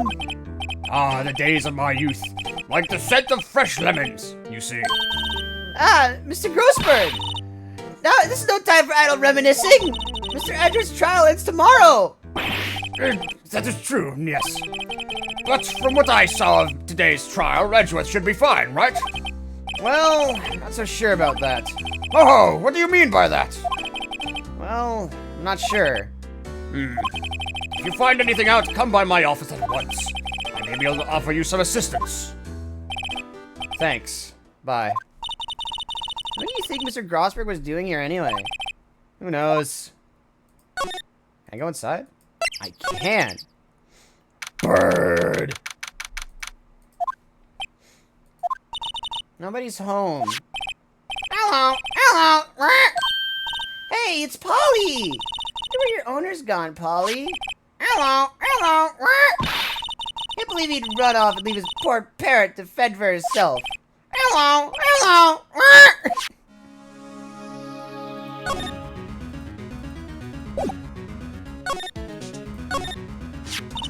Maybe I should take care of Polly, Nick. You probably should have just kidnapped her. At least know about her anyway. I'm sure they'll do something. Well, okay. Sorry, Polly. He says I can't take you. Great, now the bird's going to hate me. That reminds me, Nick. Polly here knows the number to the safe, right? Yeah, that's right. Polly, what's the number to the safe? What? 1228? Let's open it, Nick. Come on.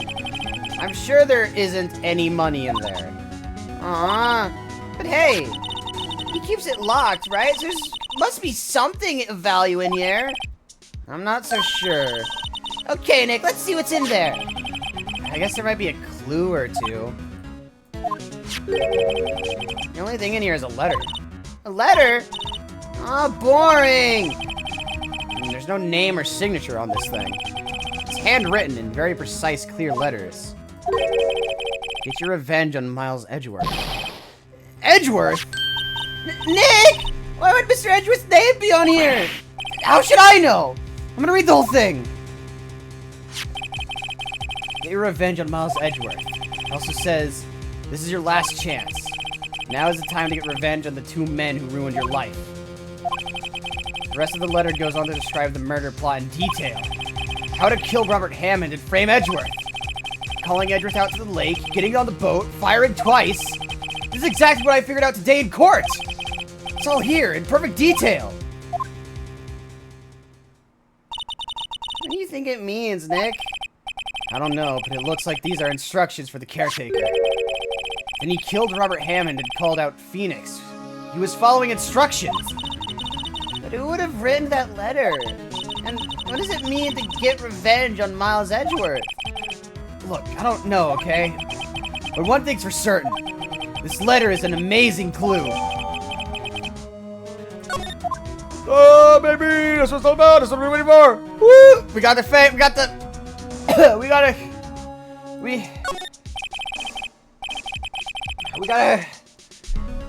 We got a clue for the safe. Everything's cold. Looks like he didn't turn this heater on. Guess he hasn't been back here since the trial.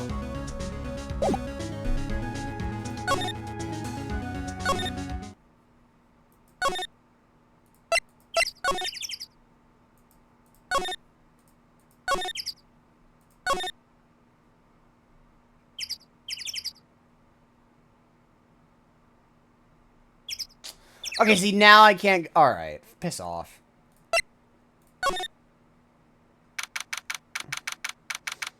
December 27th, police department career, blah, blah, blah, blah. Looks like Detective Gumshoe hasn't gotten back yet. Gumshoe? He won't be coming back today. Oh, really? He said there was some guy he had to arrest by tomorrow. The boat shop caretaker. He shouted something about catching him if it's the last thing I do, pal. Good luck, Gumshoe.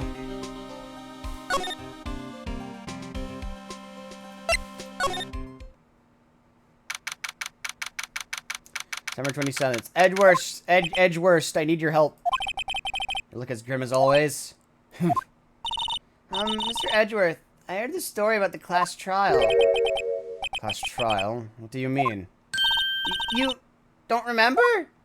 No, I don't. Your lunch money was stolen, wasn't it? In 3rd grade.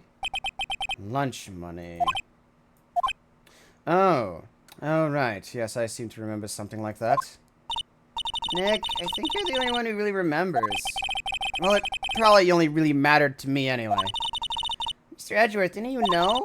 That trial was the reason Nick became a defense attorney. Ridiculous. Gee, thanks! That said, it does sound like the kind of thing you do. You haven't changed a bit, have you, Wright? So simple, to a fault, even. Well, maybe, yeah, but I think you changed too much, Edgeworth. Perhaps.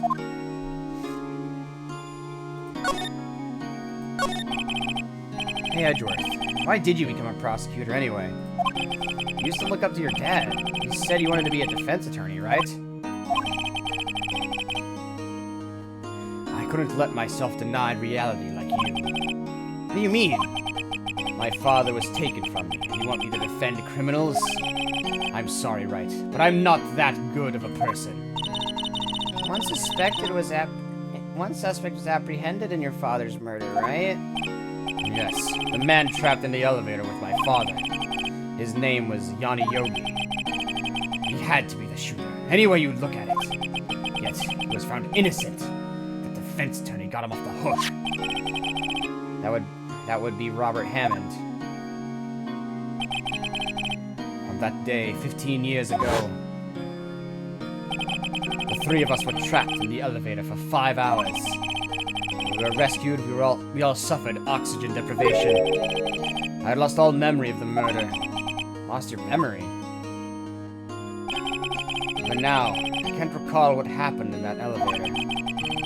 That was the crux of Yogi's attorney's argument in court.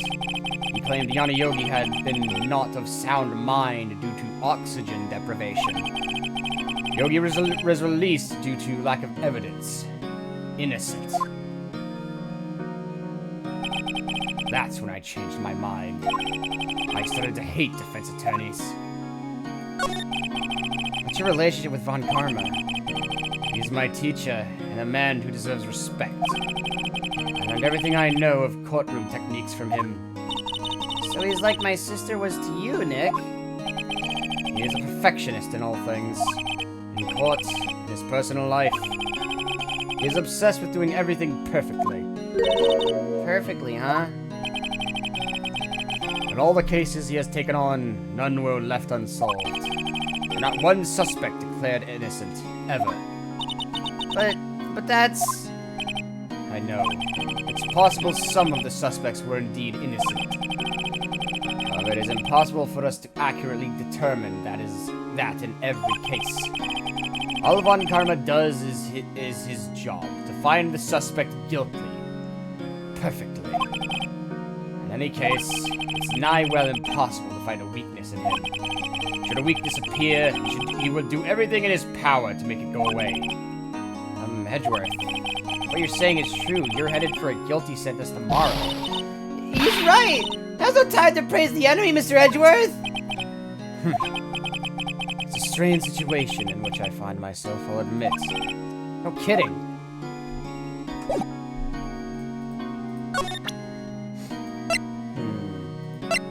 Curious. Edgeworth, see this letter? This came out of the safe in the shack where that boat rental caretaker lives. I see. Revenge on me? Who is that old guy anyway? I don't know. Could he be an innocent defendant you got declared guilty or something? Nice, Wright. I don't remember that old man, not at all. So he was following this letter then? Which means this was someone else behind it. Now is the time to get revenge on the two men who ruined your life. Two men, meaning myself and Robert Hammond. It also says this is your last chance. Last chance? Wait, maybe he's talking about the statute of limitation on the DL6 incident. Wait, that old man. What is it? Do you know who he is? Yogi. Could he be Yogi? Hey, Abubu! Yogi? The suspect in the DL6 incident. The one who was found innocent.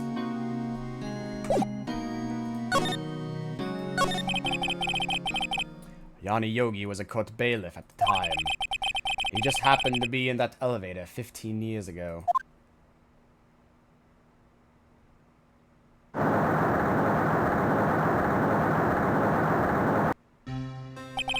The quake was incredibly strong.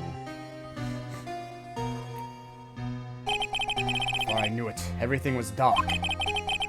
We were there for so long, it felt like forever. The air thinned, the darkness closed in on us in that little box. We became unsettled. Help! I can't breathe! Quiet. I said quiet. You're not making this any easier. I want to get out! Help! Get us out! Don't shout. You'll just use up more oxygen. That's all I remember. When I came to, I was in the hospital bed, staring up at the ceiling. In court, Jnana Yogi's mental condition was called into question. They claimed the oxygen deprivation and stress had caused temporary insanity. In the end, the claim passed the court, and Yogi was found innocent.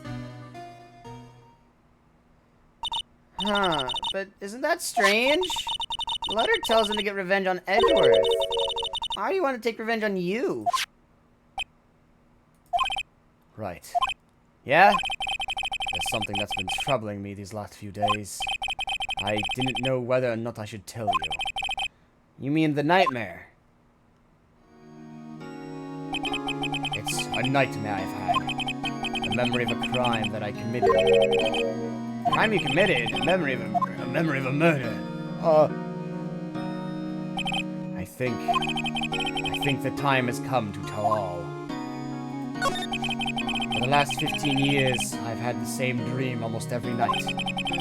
I wake up in a fearful sweat every time. What kind of dream? It's a dream about my father's killing in the dark.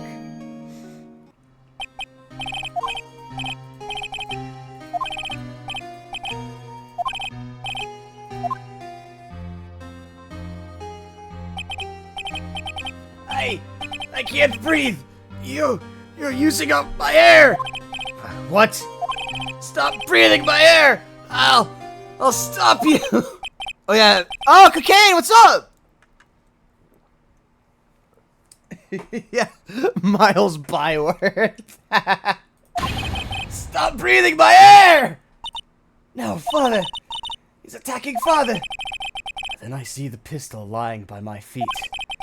I don't know if it was evidence from that day in court of the bailiffs. Back at the class, not caring. Based. Based. In a daze, I picked up the pistol. Get away! Get away from my father! Roar!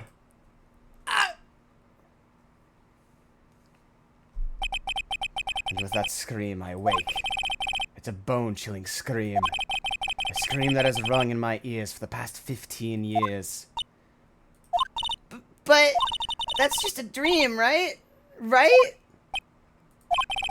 That thought is the only thing that has kept me sane for the last 15 years. But what if I'm wrong? What if it's real?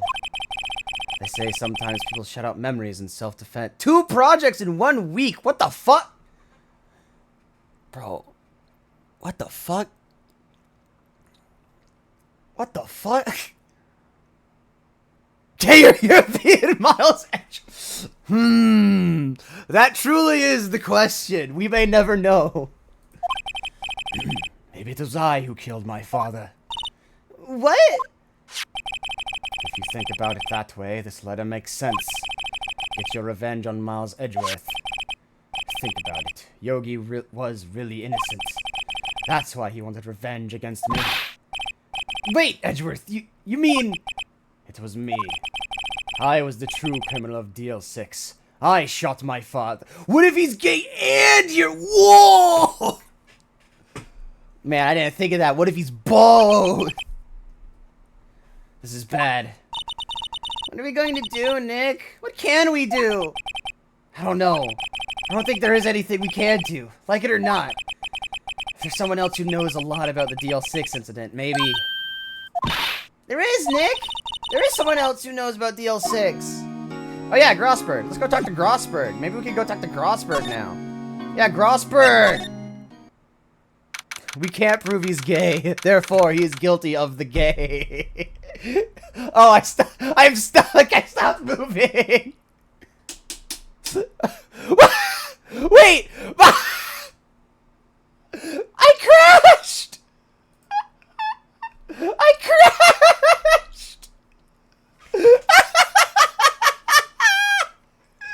I fucking crashed! What the fuck?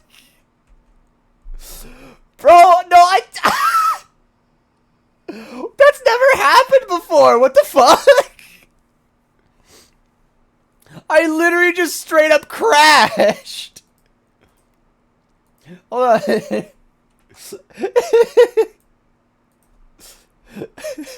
Am I back? I'm back. fucking crashed! Oh man! I've never seen that happen before. I've never crashed. Like my computer didn't. Nothing else crashed. The only thing that crashed was me. Bro, what the fuck? Bro, literally skill issue. Like, what the fuck? Like, just get good. Mr. Grossberg. Yeah, hello there. What's wrong? You look troubled. No kidding. I can't believe you're not. My. Just calm down and tell me what's happened, Bro. It's Mr. Edgeworth. He...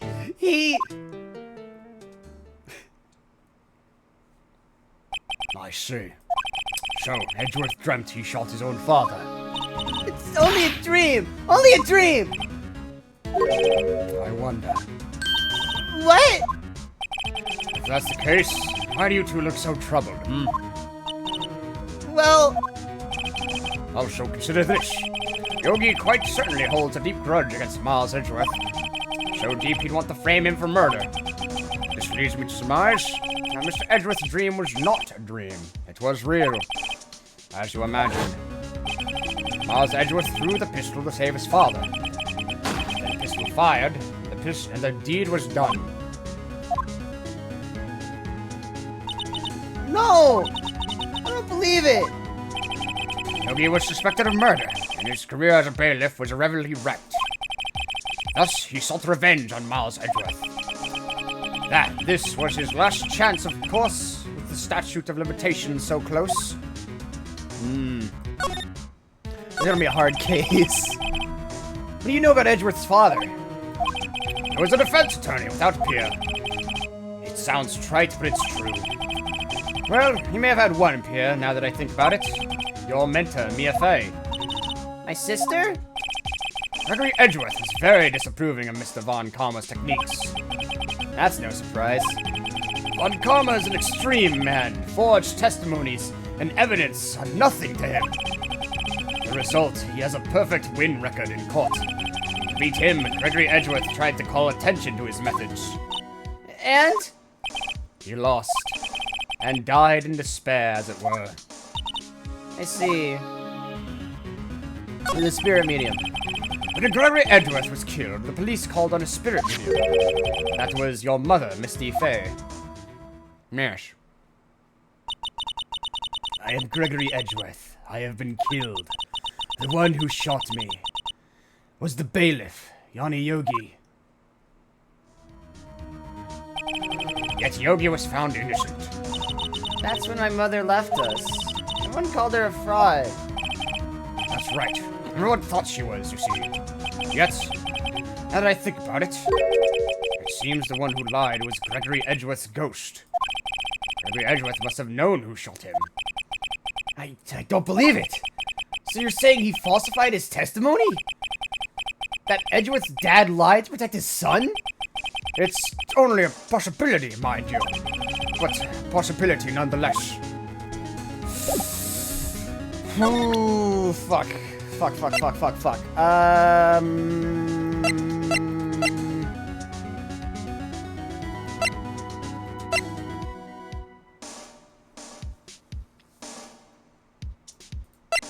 He already knows about the letter. Maybe give him this? What about this? Gregory Edgeworth? He was a gifted man. His death was truly a loss.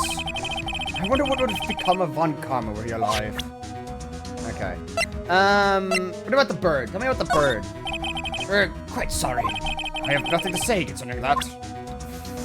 Piss.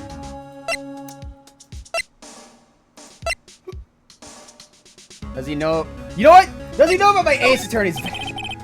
Quite. Damn. All right.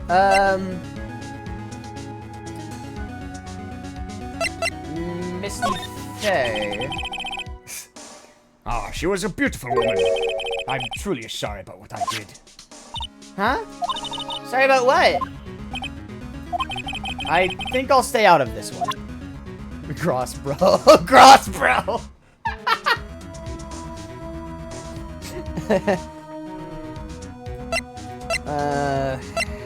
Fucking DL6 file.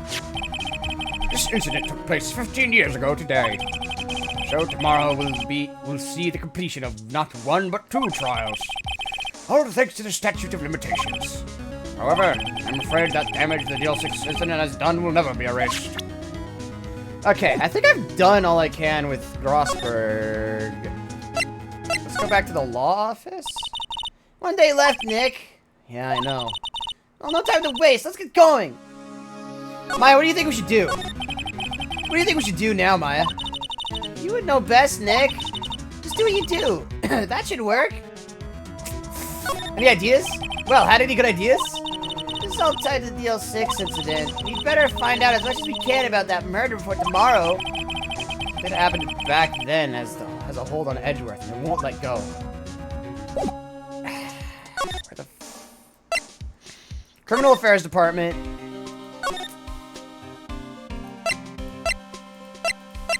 Fuck. Alright, no. Oh, guilty.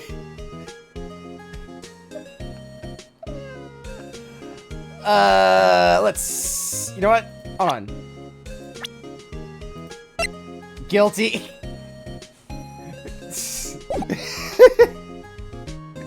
I mean, he has Edgeworth in his name.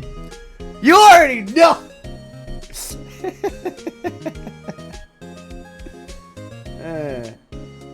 Right. Right. The case.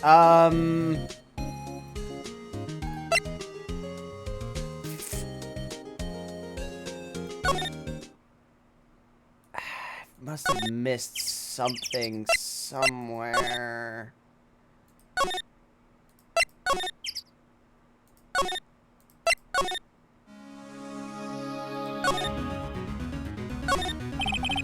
There's nothing left in the safe. I wonder why the caretaker didn't take the letter with him. He left in a hurry, right? I don't think he even came back here after the trial. I've watched the anime, but that's about it. So I'm kind of at a loss as to what I'm supposed to actually do.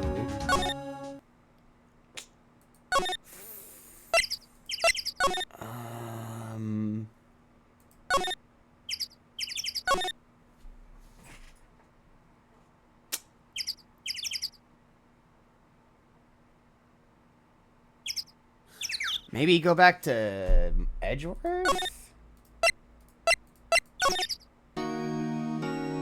Blue Badger! I would hope not to the Blue Badger! I would hope not! I don't know, what the fucking bird?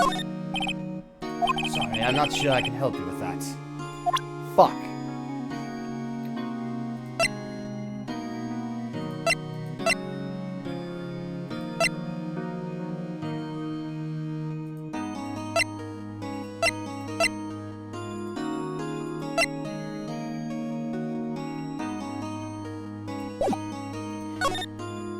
Maybe go back to I have no idea what the fuck I'm doing. Look at this gun. What do you think of this gun? Piss.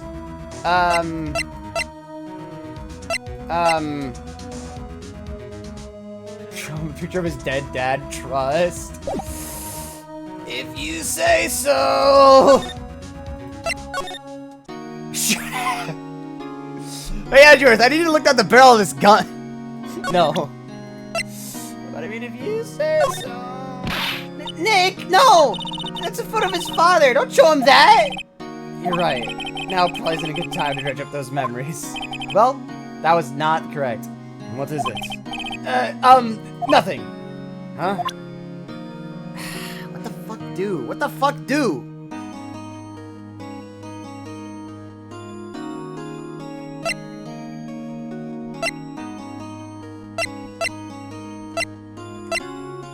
Did I show him the gun? No, I showed Grossberg the gun.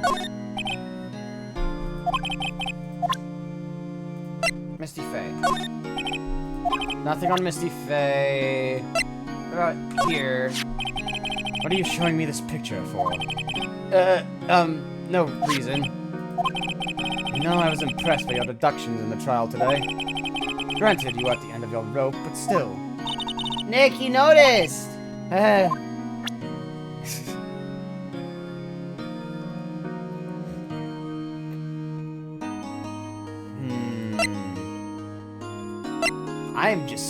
at a total loss. I am at a total loss. I don't know. I'm just stuck. I don't know what the fuck I'm doing. Man, this is just the T-bone steak from that last case all over again. I don't know. I don't fucking know.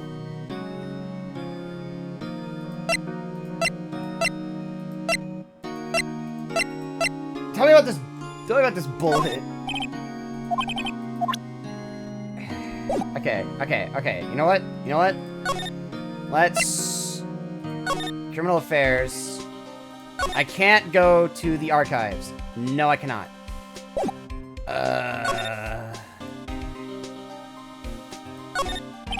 Poster of female police officer. Wait, no, that's the latest Babes in Uniform calendar. Nice. Badger, man, pewter. I doubt these pewters are helpful. Fuck it. These are detectives' desks. There are computers and files in each one. Funny, they're a lot tidier than I'd expect. Guess the detectives don't spend a lot of time at their desks.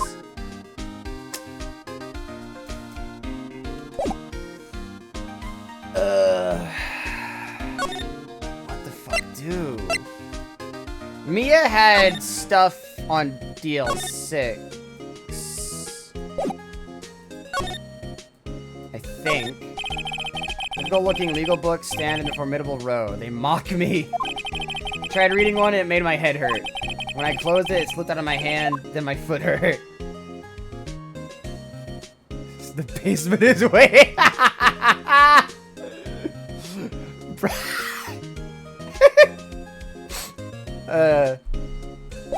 Bro, he would... I feel like he would have something at least a little similar.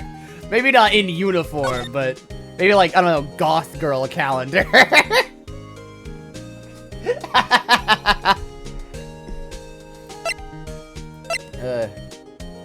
He's so fucking wood.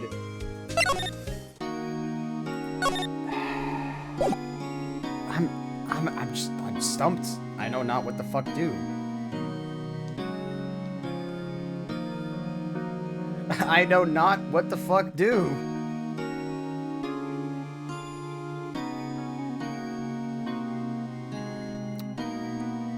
He just takes it down when friends come over. You know what? No, that sounds about right. That sounds about right. I mean, I've used every talk option.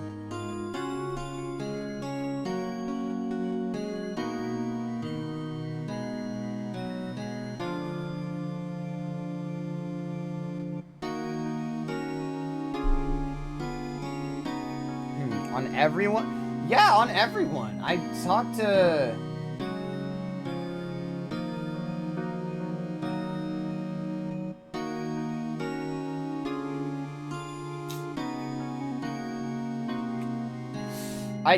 Okay, maybe, you know what?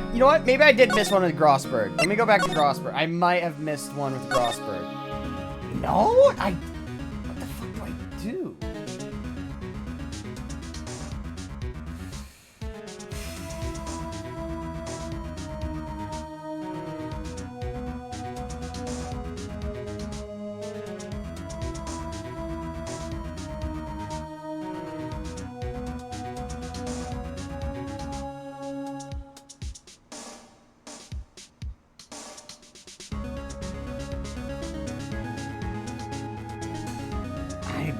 I'm just completely lost. I don't know. I think I tried everything. Fuck it. Autopsy. No. The scene of the shooting. Or, fuck. Scene of the shooting of the man. Or of the fake shooting. In any case, it's good that the one shooting isn't Miles. Bet it's good. that fiendish planning that went into this murder. We almost fell right into his trap. What a creep!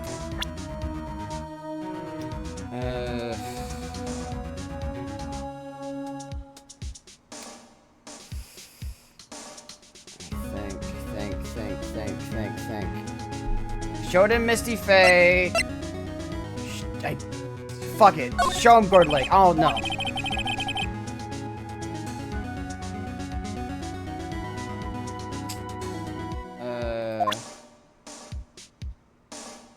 Bullet.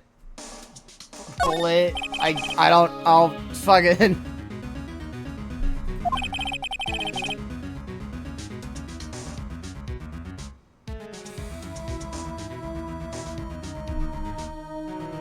I have access to the police department, Grossberg, most of Gord Lake except for the woods, our office.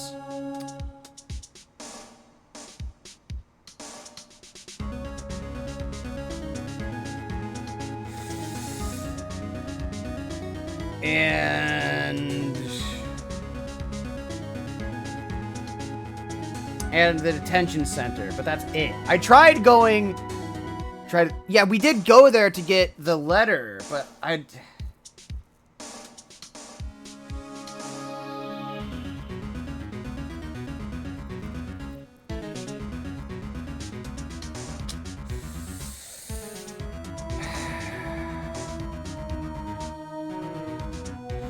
have to... Okay.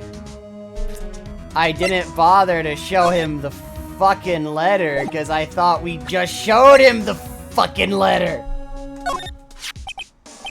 Alright. I thought we showed him the letter! God damn it, I'm gonna... Fuck. Fuck!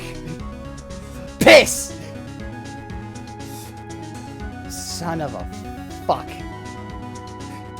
Major... I don't know. I thought we showed him the letter when we got here. Son of a bitch. Alright, whatever. Oh, so this is the letter. It does seem that Yogi was following this letter when he killed Hammond. But why kill Robert Hammond? Hammond was a skilled defense attorney, but he defeated clients not for their sake, but for his own. Huh? His own sake? He never trusted his clients that one.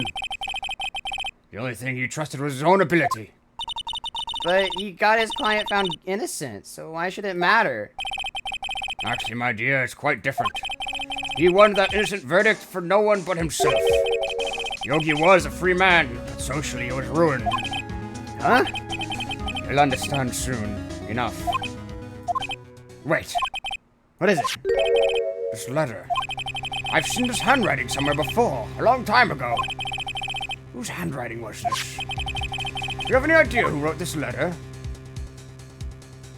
I think it was Miles. No. I think it was Von Karma. Could it be Manfred Von Karma? Von Karma? Why? How would he have done something to... Why would he have something to do with this? Well, I'm not sure. Von Karma. Wait, you're right, my boy! This is Von Karma's handwriting, I'm sure of it! I used to see it all the time on court records.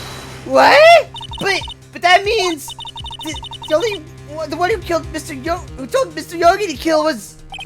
Correct, Manfred Von Karma himself. What does this mean then? Why would Von Karma want to frame Edgeworth?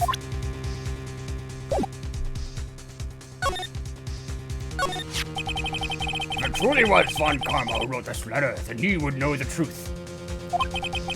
He would know that Miles Edgeworth had accidentally killed his own father. He'll say that as much tomorrow in court, I should think. He'll press the point until the court finds Miles Edgeworth guilty. Oh no! Oh no! But how could Von Karma know about Mr. Edgeworth's past like that? Even Mr. Edgeworth thought it was just a nightmare. That I do not know.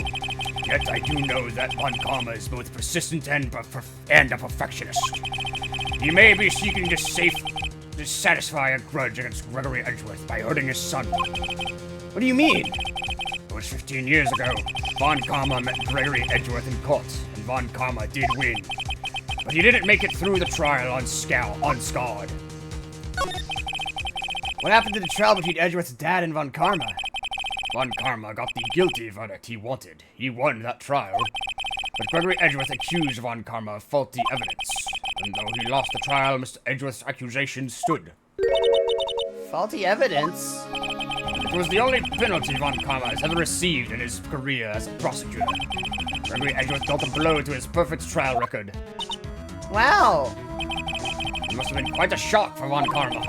He took a vacation for several months after that, you see. A vacation? Yes, an unusual event for the man. That was the first and the last vacation he's taken in his many years of prosecuting. Really? He doesn't take vacations? Like, go to the sea or to the mountains? Nobody's ever been to Europe. You have a strange idea about vacations, Maya. He is German. He's literally German. He's probably has been to Europe. Because he's fucking from there. In any case, that was the only time he took a vacation from work. I believe the penalty upset him quite a lot. God, if he wanted to keep a perfect record so badly, how would he take such a long vacation? What do we do, Nick? Von Karma's gonna bring up DL6. You can bet on it. What if Mr. Edgeworth pleads guilty to DL6? I won't let him. Yes, Mr. Wright. I hate to say this. Even accidental murder is murder, you know. I know that. I just believe in Edgeworth's innocence. Surprise, motherfucker. Surprise, motherfucker! I can't believe he'd kill someone. But Nick, Mr. Edgeworth admits it himself. His father must have lied to protect him from beyond the grave. I don't care. I know he's not guilty. It's bullshit, I say. Mr. Wright, if you say so, I suppose I could go check again. I don't know. Yeah, no, I don't think, it won't let me set bits anyway, so it doesn't, it's fine. The police files might hold something of interest. Mr. Grossberg, thank you. I can't promise anything. In fact, I think the chances of finding something are slim. I understand. The police materials, huh? Alright, now we should be able to go to the police. Gotta go, period is about the end. Alright, understood. See you soon. Alright, see you later, bestie. This is not where I meant to go. I meant to go to the police. Alright, December 27th. There's hardly anyone here. Everyone must be out looking for the old guy, Yogi. Ah, it's you! I don't think Gumshoe will be coming back today. He's staying out late looking for someone. Sounds like Detective Gumshoe is pounding the pavement for real. We were wondering if you could check the records room, if we could check the record room again? Well, now, I can't have just anyone wandering in there. But I guess Mr. Von Karma is in there now anyway. You can go in as long as he's there. Von Karma? Yes, he just arrived, actually. Von Karma's in the record room? Nick, let's hurry! We gotta go! We gotta go now! December 27th, Police Department Records Room. Dusty as always. They're only here just yesterday. I'm sure they haven't had time to clean. What's wrong, Nick? Nothing. I was just noticing that he isn't here. Von Karma. How odd. Was that drawer always open? Huh? One of the drawers here is open. Someone must have been looking in it recently. Label says unsolved cases evidence. Huh. Unsolved cases. Nick! The file for deal 6! It's completely empty! What? What are you doing in here? Eh!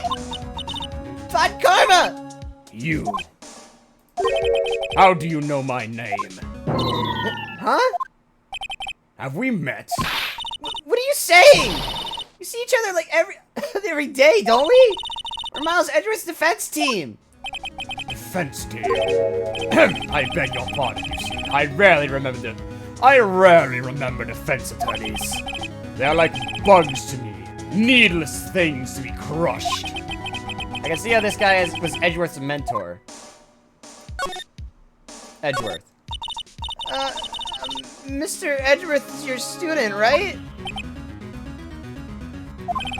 The romanticist who still can't shed that veneer of amateurism. Just like his father. Always second rate. Mr. Von Karma, you had an axe to grind with Gregory Edgeworth, didn't you? Me? A grudge against a mere defense attorney? Why? Because he dealt a blow to your otherwise perfect trial record. So you did. But what I don't get is, why'd you take his son under your wing afterwards? The son of your most bitter rival. That, my dear attorney, is none of your business. Tomorrow will be the last day of this trial. It's been a while since I had a defense attorney last this long. Still, you will lose in the end. Miles Edgeworth will admit his own guilt. His guilt of 15 years ago, you mean? You're quite the researcher. If you've done your homework so well, then certainly you must understand. You know what Miles Edgeworth will tell the court tomorrow. You were right. So Von Karma is going to bring up DL6 in court tomorrow.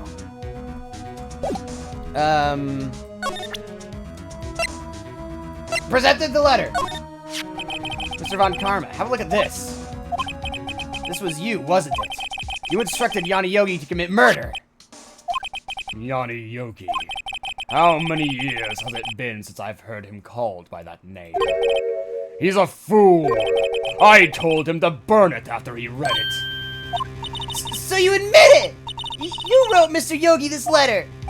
Yes, my dear defense attorney. Thank you for taking the trouble to bring it to me. You've saved me a lot of needless hassle. What? Nick, what is that thing? Oh shit! I'm a time to tase a bitch. A stun gun? For self-defense, usually. Don't tase me, bro. Indeed. 600,000 volts will course through your body like a dog touching an electric fence. 600,000. Oh, don't worry. People don't die from it usually. Now, give me the letter. No! No! Whoa, what are you? Nick, run! Ah! Oh shit! Maya! Out of my way. Ah!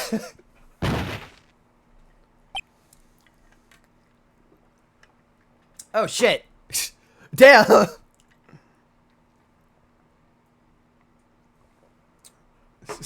Damn.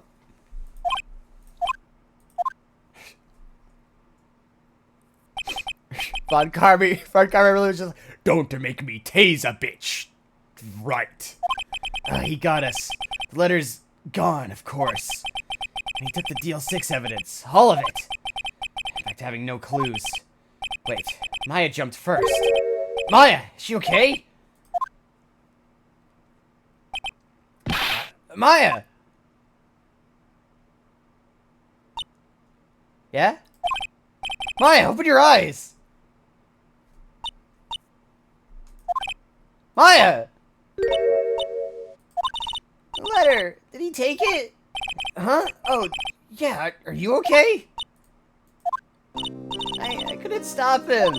I jumped as fast as I could, but one shot from that thing knocked me out cold. I'm useless. I'm not good as a lawyer or a medium.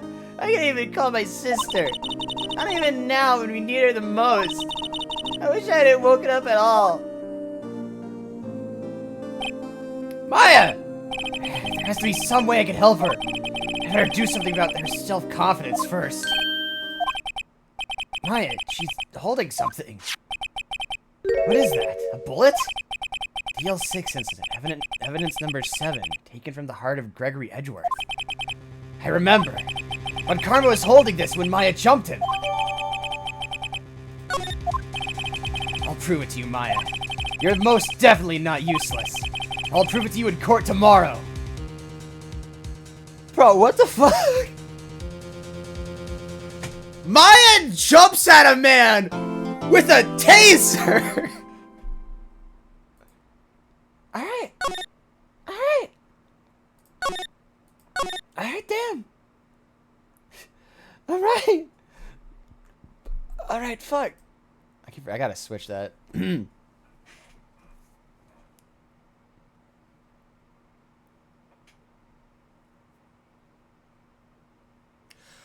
So, a lot has happened in the past few minutes. Oh, on the upside, I don't feel tired anymore. I'm not, like, sleep deprived anymore, so, you know, or at least I don't feel sleep deprived, rather, I should say. I wouldn't even say sleep deprived, more just, yeah, not really deprived.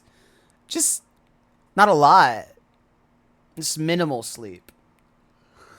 Oh, fuck. It's catching back up to me. All right. Damn. Holy fuck. Damn, this trial is long.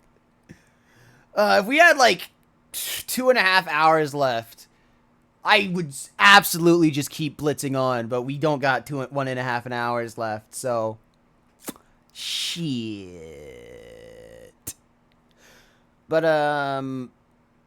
yeah, no, damn. Dude. Holy fuck.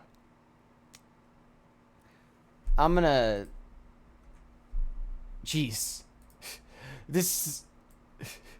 Von Karma's voice, specifically, is killing me. Holy fuck.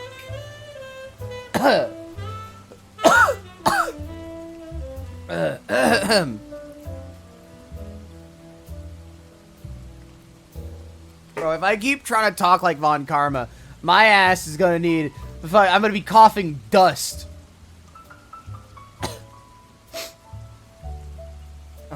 Oy vey. Man, no, this is an excellent stopping point, though. Like, right before the last trial. And then, after the last trial, we gotta do the extra special case. I think the 5th case is, or was, rather, DLC for the 3DS version? 3DS? DS? What was it on? I don't recall. It was on one of the DS's. Yeah, I think it was like a DLC a case.